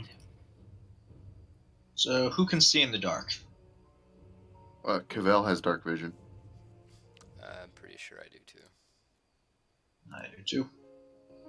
Me too. You all see. Woo! Okay, perfect. Who needs torches? Yeah, we don't need torches. I love Look it. That's the best. Uh-huh. Okay. So, that's not the one I wanted. There we go. As you guys approach and slowly begin to enter, there is no set path or anything that's paved. However, through the various passages and the traffic of people going in and out, the trees and shrubbery have sort of divided itself, allowing you guys to enter without being too inhibited by the foliage. As you guys get in, probably around 2 or 3 minutes inwards, you hear the girl speak up from behind you. I'm sorry. I know I probably caused you guys some trouble. Let me introduce myself. My name is Hairi. Nice to meet you. I'm Hi, Cavell. Nice to meet you, Cavell. If I remember, you two gentlemen were the ones that heard the voice, right? Yes, that's correct. Right. If I may, to just make sure everything's right, you guys heard it from the forest? That's correct. Yes, And it sounded like some sort of plea for help, right? exactly. Okay, good. Very just making distraught. just making sure I wasn't going insane. Huh. So, brings you all to town? Just passing through. Huh, me as well. Yeah, me too. Do you have any idea what this might be? Well, we were investigating some things that we found out might have come from the forest. So who knows? Maybe it goes together. But we're not sure. Some strange things. I see. Oh, and the rest of you?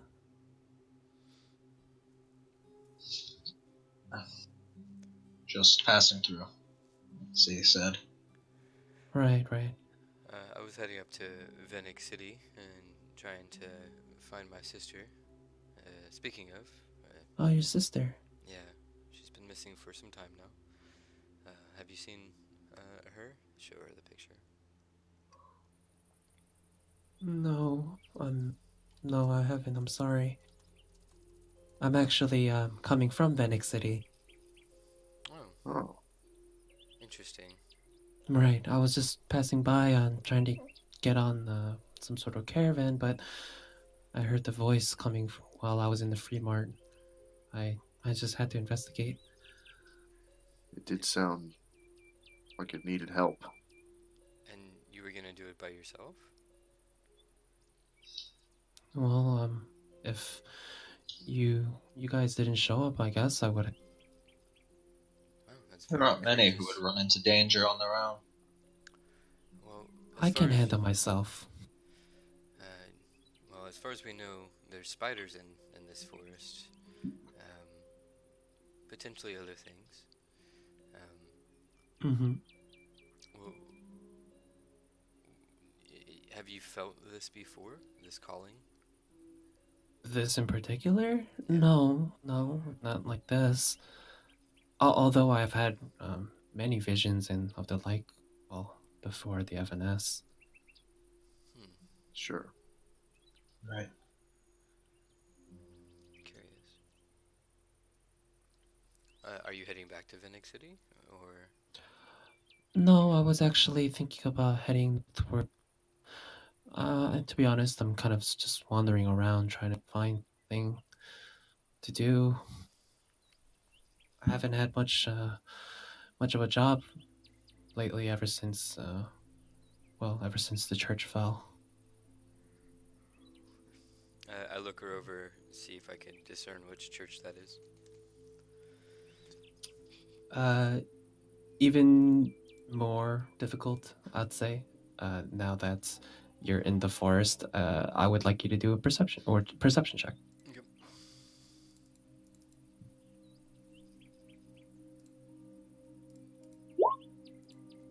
Okay.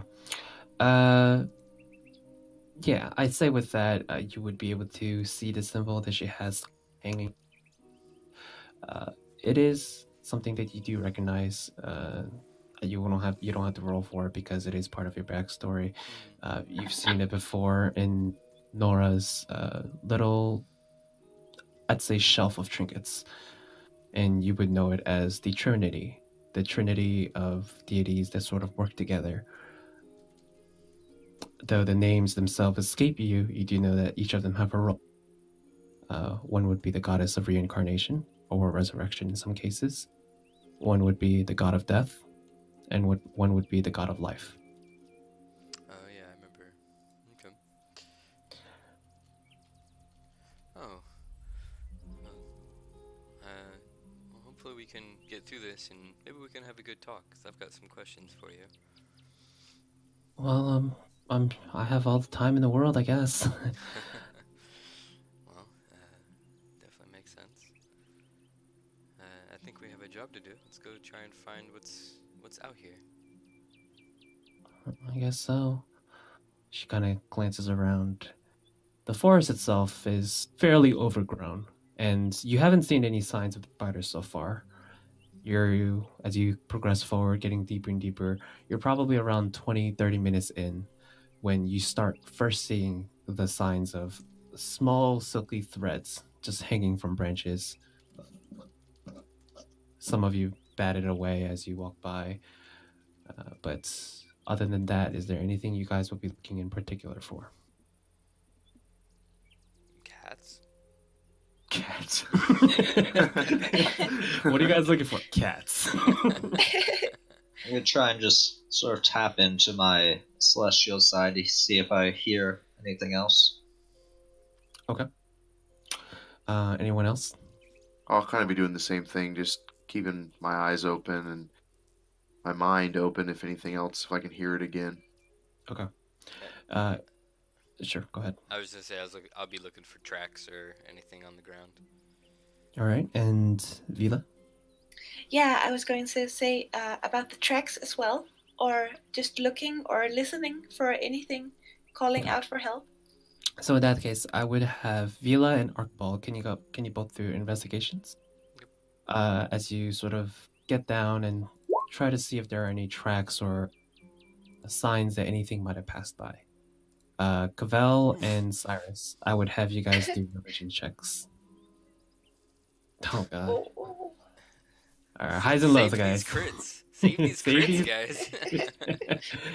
guys. Alright, so Archibald, as you kind of bend down, the track that you thought that you were following, it just ended up being a pile of poop in the bush.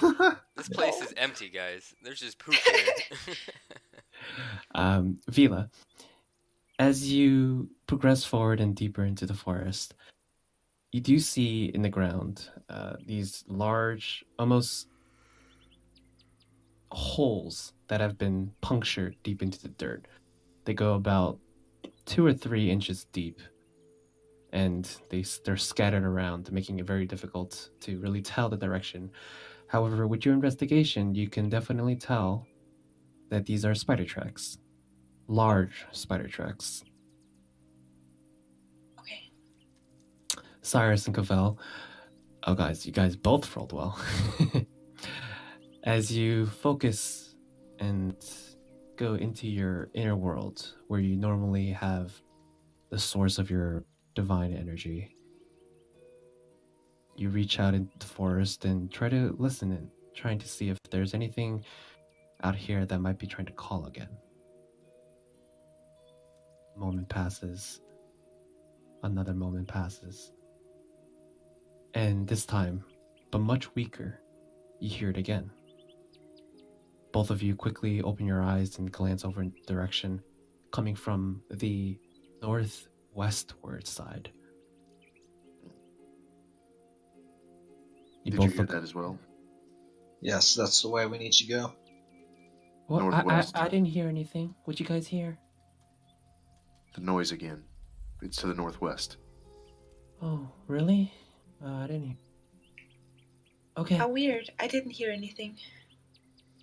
Neither did I. It's Perhaps more of inside. something- It's not Noise. so much hearing as feeling. Right, it's like a voice in your mind. Yes. I trust you. Let's head that way. Yeah, I just found these spider tracks over here. You see her take her bow out. Does that mean that we should be careful from now on? I think so. And I unsheath my Dao. Always. Do the tracks seem fresh, like they came from a bit while ago or a longer time ago? I would say with your investigation, put your finger, kind of just poke it in, and from the way and how wet it is, you can probably tell that these tracks are fairly fresh, probably within the day. If it was any drier, it would probably be from longer ago. Oh, okay. Well, Ariana said that the spiders were intelligent creatures, but I think we should still be on our guard. Sure. So, at this point, I would ask all of you, what is your marching order? Oh, I'm assuming that Cavell is probably towards the front with his shield out. Okay. yeah, I think I would like to be a bit ahead, like scouting, sneaking a bit ahead, on the lookout. All right. As in Cyrus front of can hold the up group the rear. or by yourself? Right. Are you by yourself or in front of the group? I mean, maybe it would be good to keep someone at my side. Okay, so Cavell in front and Vila sort of in the front as well, but sticking to the side, trying to stay within the bushes. Right. Archibald? I was planning on being like third or like somewhere middle back area. Okay, If don't mind. and sure. Cyrus will hi. hold up the rear. All right, Hyrie is going to be in between Archibald and Cyrus.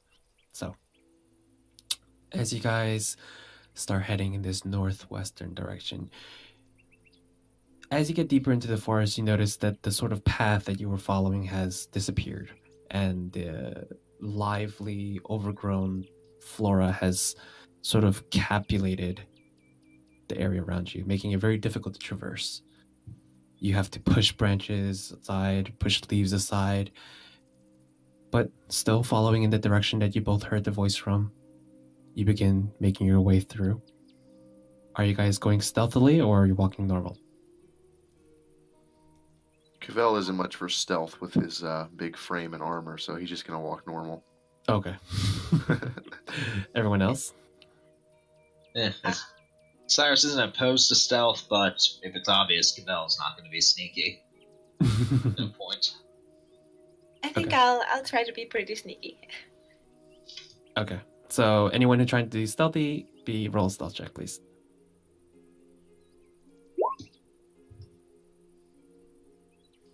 Okay. So, heading closer I'm and doing closer. stealthy too, just to. Okay. Yeah. No worries. All right, not so great, guys. Not working. Yeah.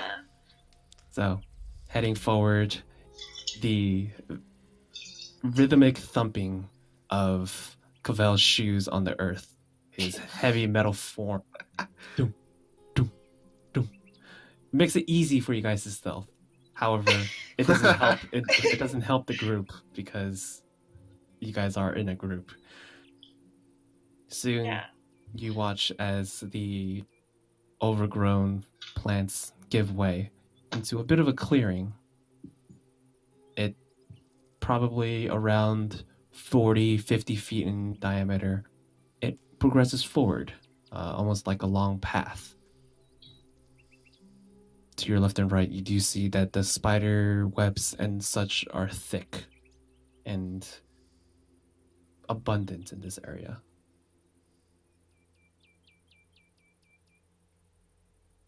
What do you guys do? You guys go forward? Yeah. I'm gonna keep moving forward. I'm gonna try not to disturb the webs very much. Okay. So, Yeah, Cavel's gonna try his best to step as gingerly as he can with his big feet through around the webs as best as he can. Try not to get stuck and try not to mess them up. okay. Too bad. I'm following the leader, doing the same. Yeah, trying to avoid. Okay.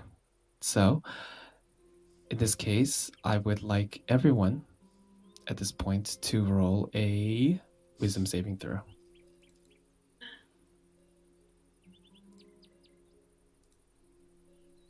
Oh. Uh-oh.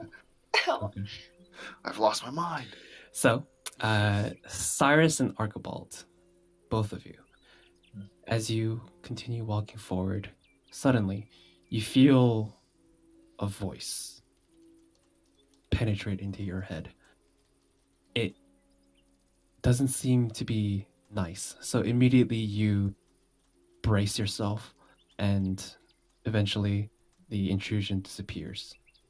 However, Cavell and Vila, as you continue forward, suddenly you hear this almost feminine voice echoing in your head. Why do you enter?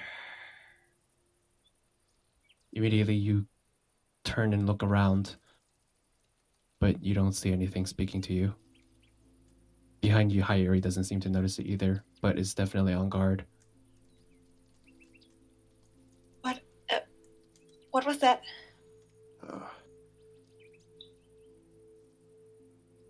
Did you Cavell guys hear a voice too?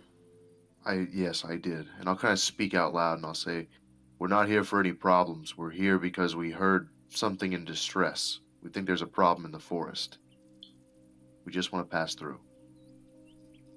You now hear this voice, the same voice that you heard before, but now vocal. You enter. You enter without permission. Can we have permission?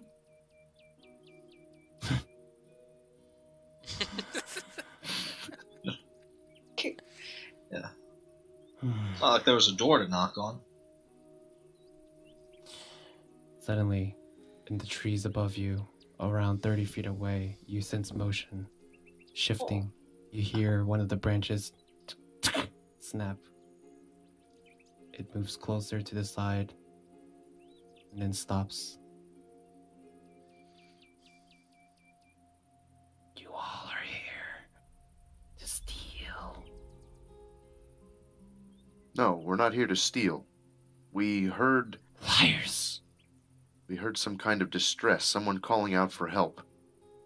Plus, there's been cats disappearing. We're just trying to figure out what's going on. We need no help. Well, you're Sounds not like the one who called for us. Yes. Oh, can we still hear this, or is it just It's out loud now. Everyone okay. hears it. Okay. We didn't come to steal. We just came because we heard somebody asking for help. Do you know who's calling for us? Do a persuasion check. All of us, I would or- say Cavell, since you're taking head of this. Okay. Okay, cool. Oh, Whew.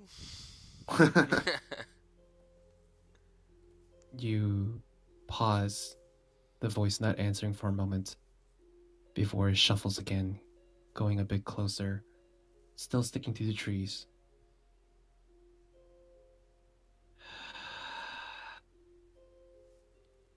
You say there is a voice. We hear no voice.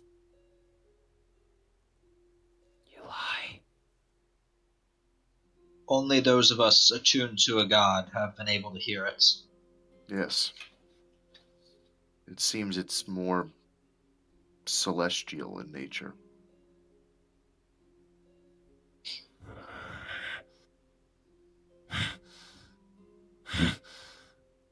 You hear this creature almost pondering if it should believe you.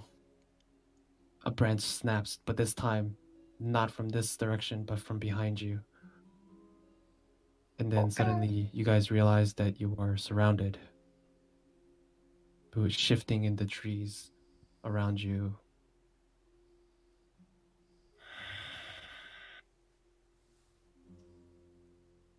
We watch. And then the presence disappears. All right. Well, I guess we better make sure we don't steal any of their things. Wasn't planning on it. What do they have? Their webs, I guess, right? They said it was valuable. Yes. Mm-hmm. I don't care about their webs. Let's not take anything. Okay. So, in this momentary relapse, behind you, you can very clearly see Hyrie trembling. Are they gone? Yes. It appears. Oh, thank God. But they are Okay. I watching think us. yeah. Make sure you don't take anything. Well, what would I take? I don't know. They just don't want us to take anything. Oh, gosh. Yeah, All we should right. just be respectful, I think. All right, what are we looking for? What's here? Well, so far nothing. Guess we should just keep heading in this direction. It's the only lead we have. At this point, the three of you, Cavell, Cyrus, and Hyeri, you hear the voice, but this time much weaker, as if not even calling for help, but more of a whimper. Is this in our head still? It isn't still in your heads. Okay. But this time it's not restricted. You all clearly hear it. There it is again. We need to pick up the pace. It's closer. You are heading in the right direction. Let's keep going.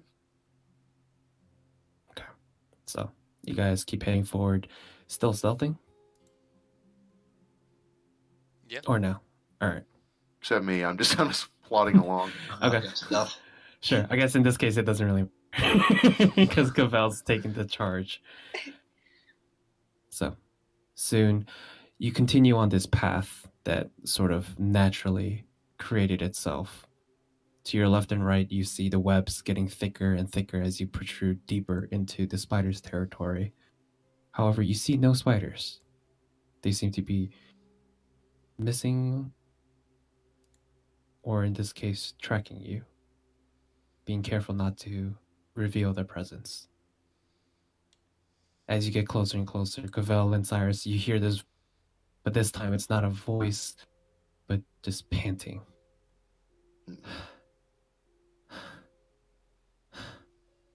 And for the first time now, Archibald and Helene, Vila, you guys hear this too. Not in your heads, but vocally. What is that? That's the voice. I can hear it now. How close does it sound? It's probably 30 or 40 feet away. Okay. And judging from the direction, it seems to be coming from a fairly large tree that's kind of sandwiched between two smaller trees. I'll try to sneak a bit closer and take a look. Okay. Now that we're close, I'm gonna cast a spell on myself. Okay. Nice. So you focus for a moment and suddenly there's this thin translucent veil that covers your body. You guys walk a little bit closer, and the panting suddenly stops, as if it's holding its breath. You guys stand still for a moment, trying to make sure that everything's still fine before it speaks out to you. You come Help me. What exactly is wrong? I... Too old. My power weakens. Can we see the person? As of right now, you guys don't see anything. But just see the voice now is coming from what seems to be the biggest tree in the area. How can we help? I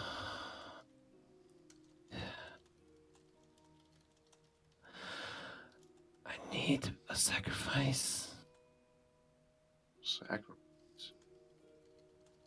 What kind of sacrifice? A new body.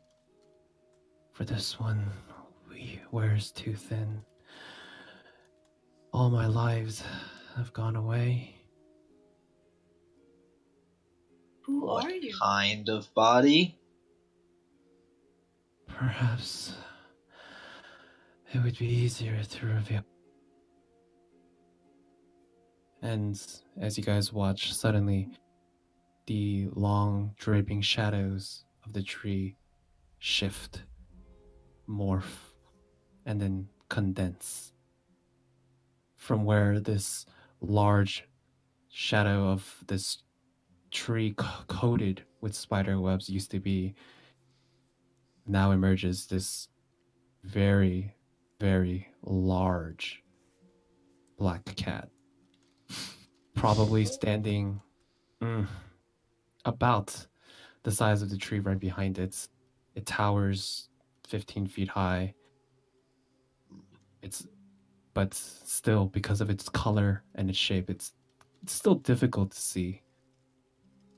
However, unmistakably, the glowing amber eyes that kind of pierce through the darkness stare at you guys. I am the guardian of this forest. However, it seems that my powers have vastly been weakened, and I no longer have control of its affairs. I asked for help. Anyone. It seems like you all are the ones to answer.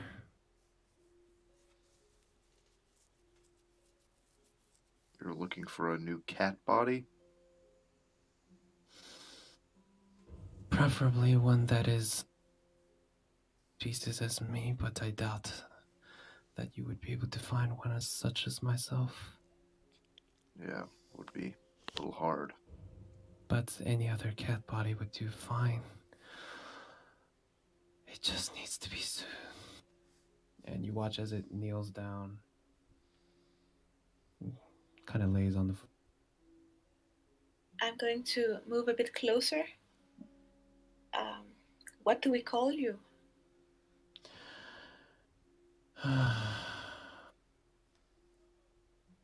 Throughout the years, it has shifted. I suppose you can call me Malik for now. Does that name ring any bells? Malik itself, I would say probably not. Okay. However, We roll religion or as you guys are watching this cat, you do see that it does have something that is different from its black fur.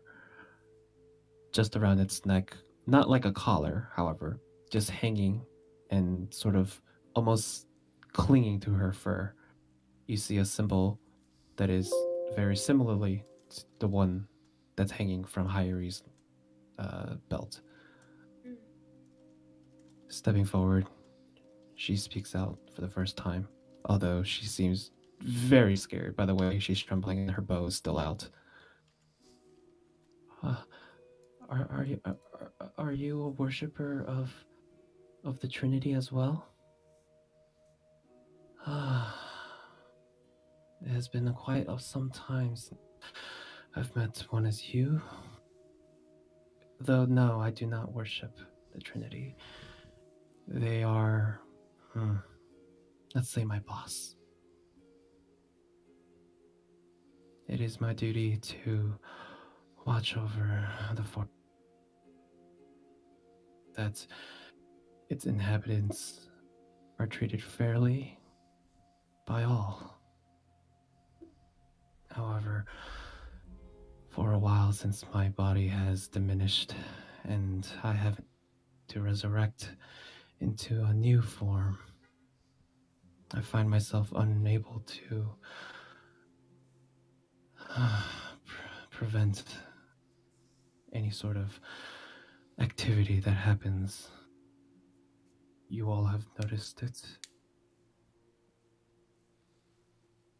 Have the spiders kept you here? They have somewhat protected me, though we have very little interaction.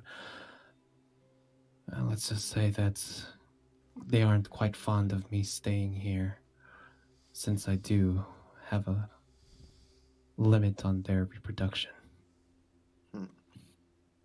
We've heard of cats coming into this forest. Have you been trying to resurrect yourself, if you will, with them?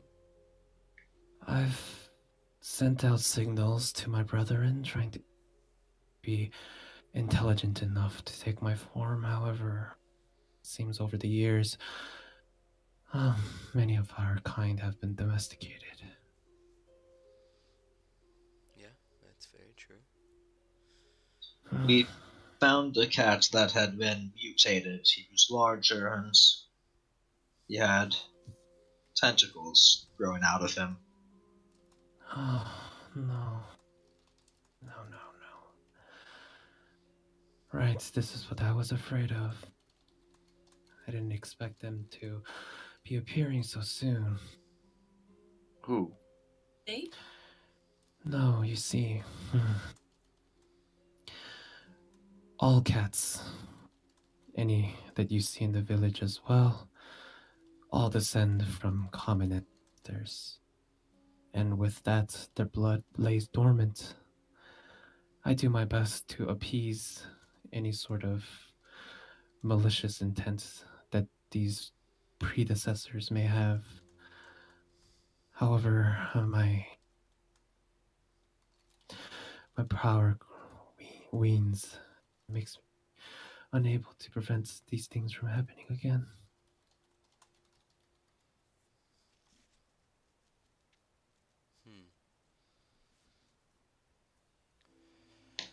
It's no worry. I know pinkskins have your own difficulties to deal with. And he glances over at you, Archibald. I was wondering if you might be able to, but I see that you are far too straight from my kind. I would not be giving myself up, but I'm willing to maybe help. And help in what way, I ask? Well, you say that you need another body, correct? Within the next year or so, yes. I'm willing to try and find one and bring you one back. Really? You would do that? For a strange being as myself? If the body is willing.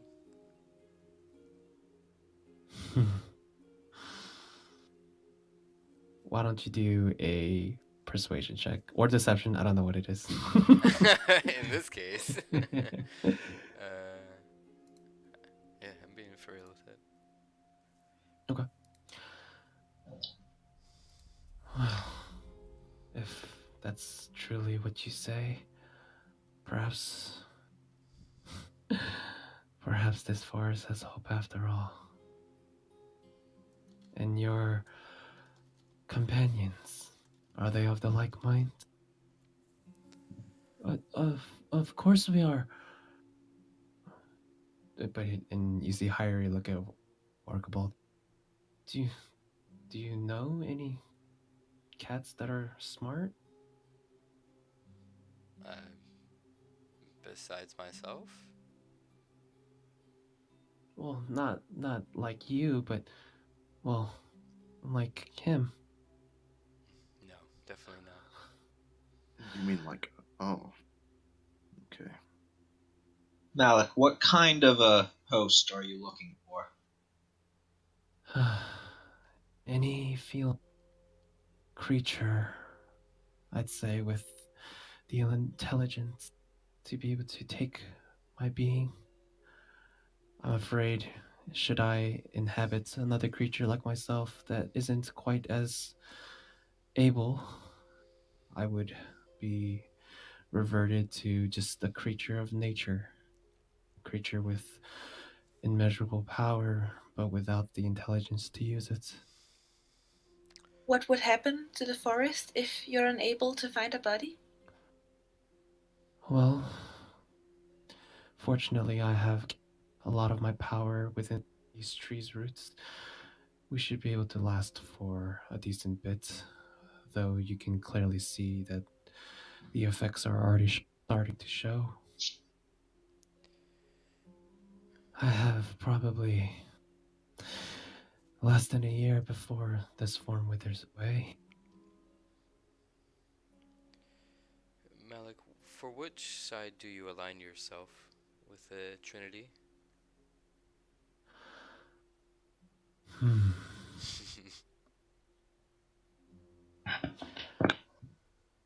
If it's my intentions you worry about, promise that I bear no ill intent towards the city of Sylvet.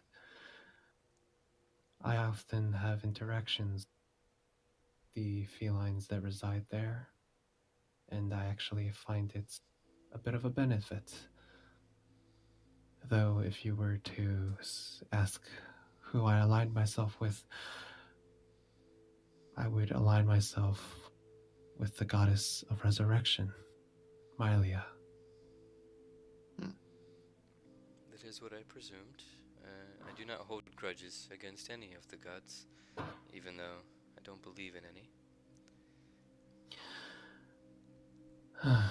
You see, over the last 9 lives I've had, provided me with a new body each time.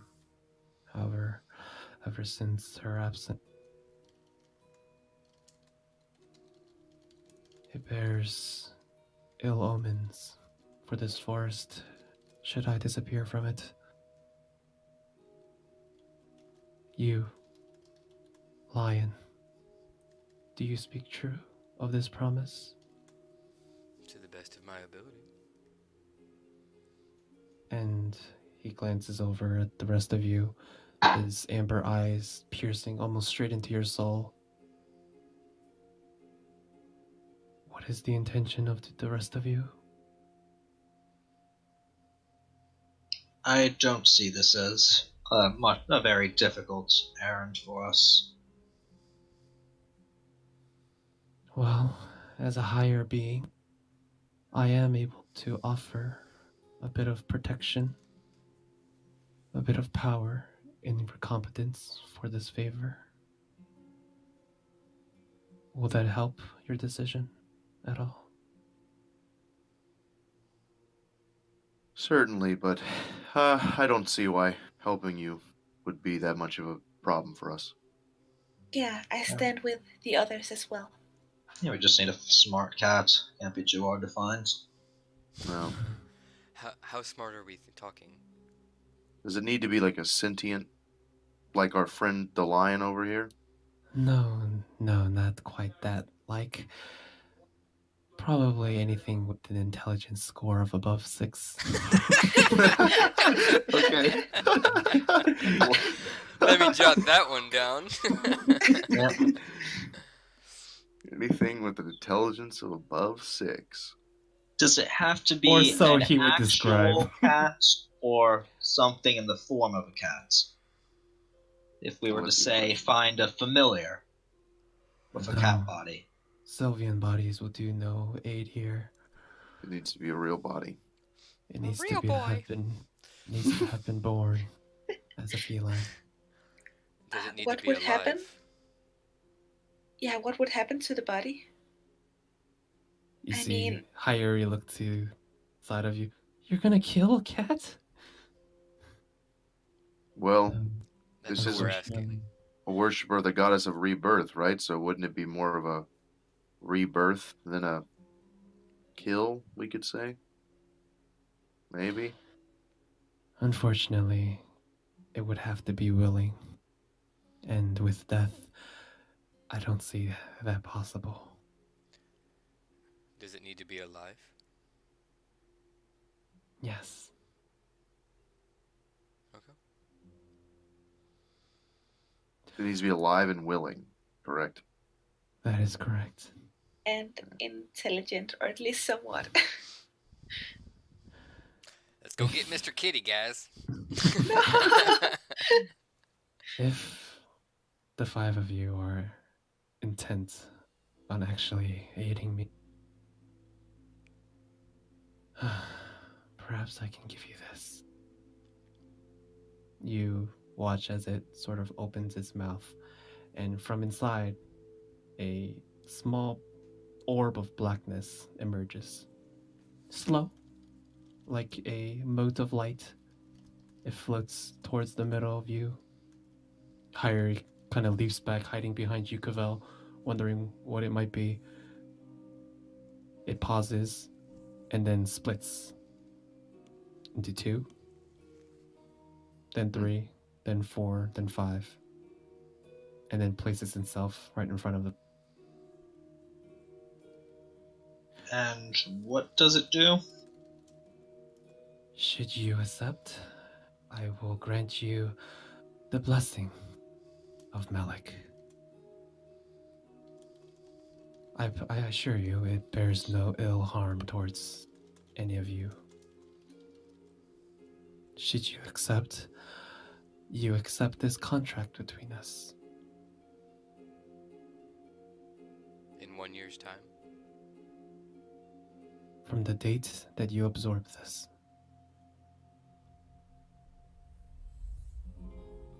Well, what do you all think?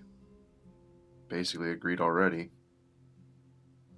Well, honestly, I was just going to pass it on to the town guards when we got back. I can keep an eye out, but this really doesn't seem like the most difficult task to accomplish. I'm sure the Merchant Guild, if they want their force to maintain balance, would be able to find this. Hyeri peeps out and pokes the moat. Is it safe? The moment she pokes it, it immediately covers her finger and then disappears within her body. What? What happens if we don't fulfill this deal? Simply the blessing goes away, and my life will perish. Well, that doesn't sound like it's that much of a drawback, but... What point?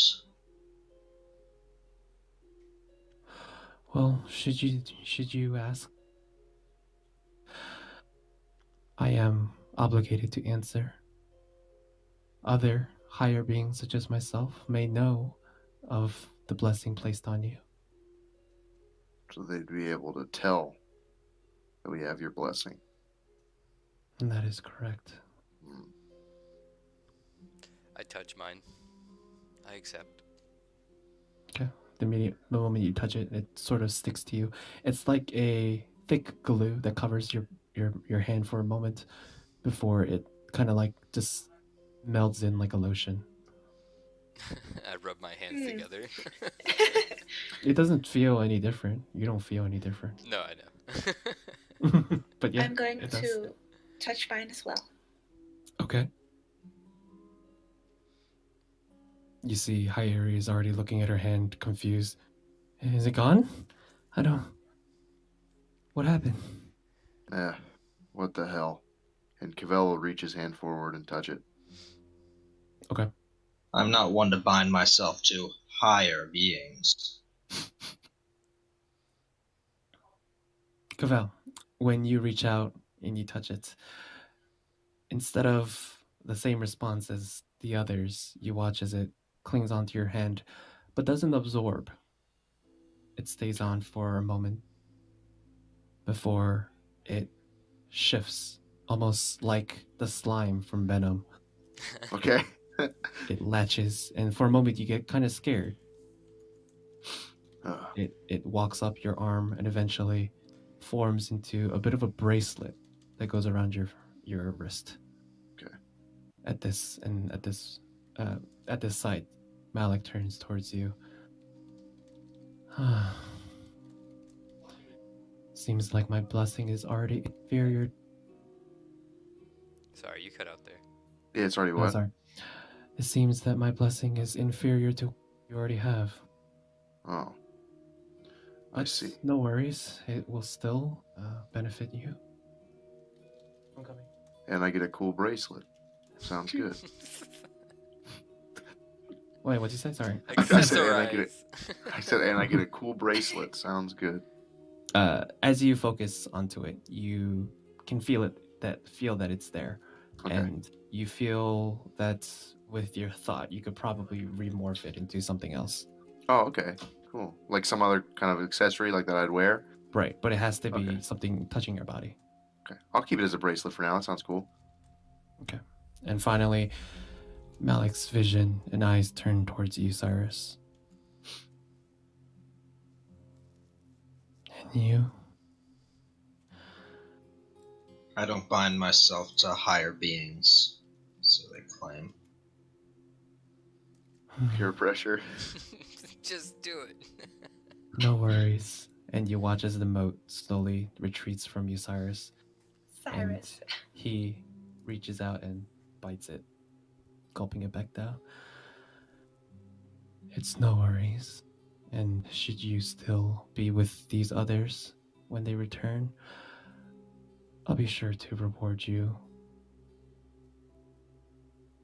You were of help after all.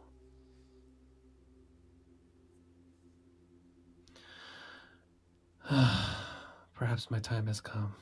Been in this form for far too.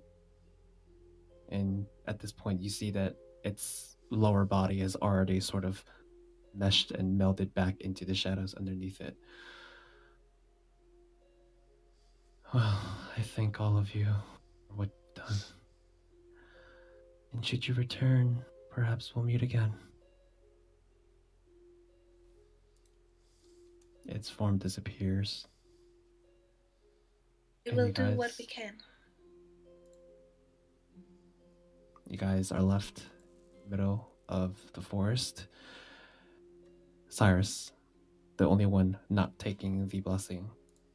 You see the looks of your other party members looking towards you. Hyrie steps up. Why didn't you take it? I have a complicated history of the gods. Well, are you saying... But Malik's not a god, right? I mean, all the gods are gone. Let's just say I don't trust anything that claims to be a superior being. Right. I guess you're sort of right. She glances down at her hand. Huh. And then she looks over at you. Cavell. Oh, what about you? He said that you had a higher blessing? My God already bestowed some blessings upon me that apparently outweigh what this one might be. You've spoken to him? After the FNS? Not after the FNS, but he came to me before. I've kind of taken up the role as his champion since he has disappeared. Which god is it? Tyr, the god of justice and balance. Okay. Oh, I see. We actually have a couple close ties to Tyr. Yes. Well, I'm glad that your church is doing well. Thank you. Well, I guess problem solved. This was everything. This was the reason why things were going amiss. But now we need to find a new body for this thing. Well, somewhat smart feline. we have a year, right? We do have a year. In Perhaps that we'll find case- something on the road. Right. Well, and at this point, you begin heading back towards town. You said that you guys were looking for a way to Venice City? Yes. Well, I recently just came from there, so perhaps I can give you a navigator. He's still in town. That sounds That'd perfect. be very helpful. Yeah, it would. It's one road. It is one road, however, there are a couple shortcuts that can make it a bit easier if you're traveling by single cart. Plus, you never know what's on the road. Navigator might be able to point us in better directions around that road. Archibald ears perk up. I'd be happy to find new roads and side paths. But is it someone you trust? Oh, yes. I actually travel with him various times. We go through this passage probably once or twice a year, so I meet him quite often. Oh, I Does- see. That does seem How traveled is this passage? The passage that he takes, or the yes. one that everyone takes? His route. I believe he shares it with only two or three other people, so not very. That would be very helpful then. Thank you. I'm glad to be of help. It seems like whatever situation this was, all in it together.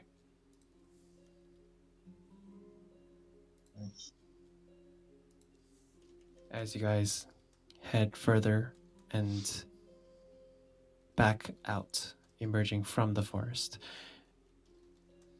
you see the large gates in front of you, and seeing you approach from the guard post, the gate opens. You step inside, and at this point, I would say we probably end the session there. All right. Just because we're getting a bit long. Okay. Perfect. Cool. So yeah, welcome, Cavell, Thank you. Yay. I know I introduced you a little bit later into That's the day, okay. but just needed to make it flow somewhat right. Yeah, so hope everyone had a good time. Yeah, Yeah, it was Cavell, great. what Yes. is your real name? Oh, my real name is Kyle, so it's like Cavell. Okay. Oh, that's right. Hi, Kyle. It works. Yep. Yeah, I know that this sort of this arc is very strange because of the way it's sort of popped up, but this isn't the actual start for the campaign. I still consider this the session 0 since Lulu isn't here. Okay. Okay. So I'm kind of like I added some things just to make it make sense, as well as give us something to do while she's still not here. Yeah, we're good. Bit of mystery. I like it so far. It's pretty cool. Yeah. Okay. All right. So hopefully same session, same time as next time or whatnot. It is getting very cold in here. But all right. If you guys have any questions, you guys can always send them my way, and yeah, feel free to use the roleplay chat. Yeah, It's definitely. definitely a way Yeah, I save almost time and forgot, whatnot. so just last minute. to. Okay. No worries. Had fun, and I'll see you guys next time. Definitely. Perfect. Yeah, Yeah, thank see you. It was ya. great. Thank you. Bye bye. Yeah.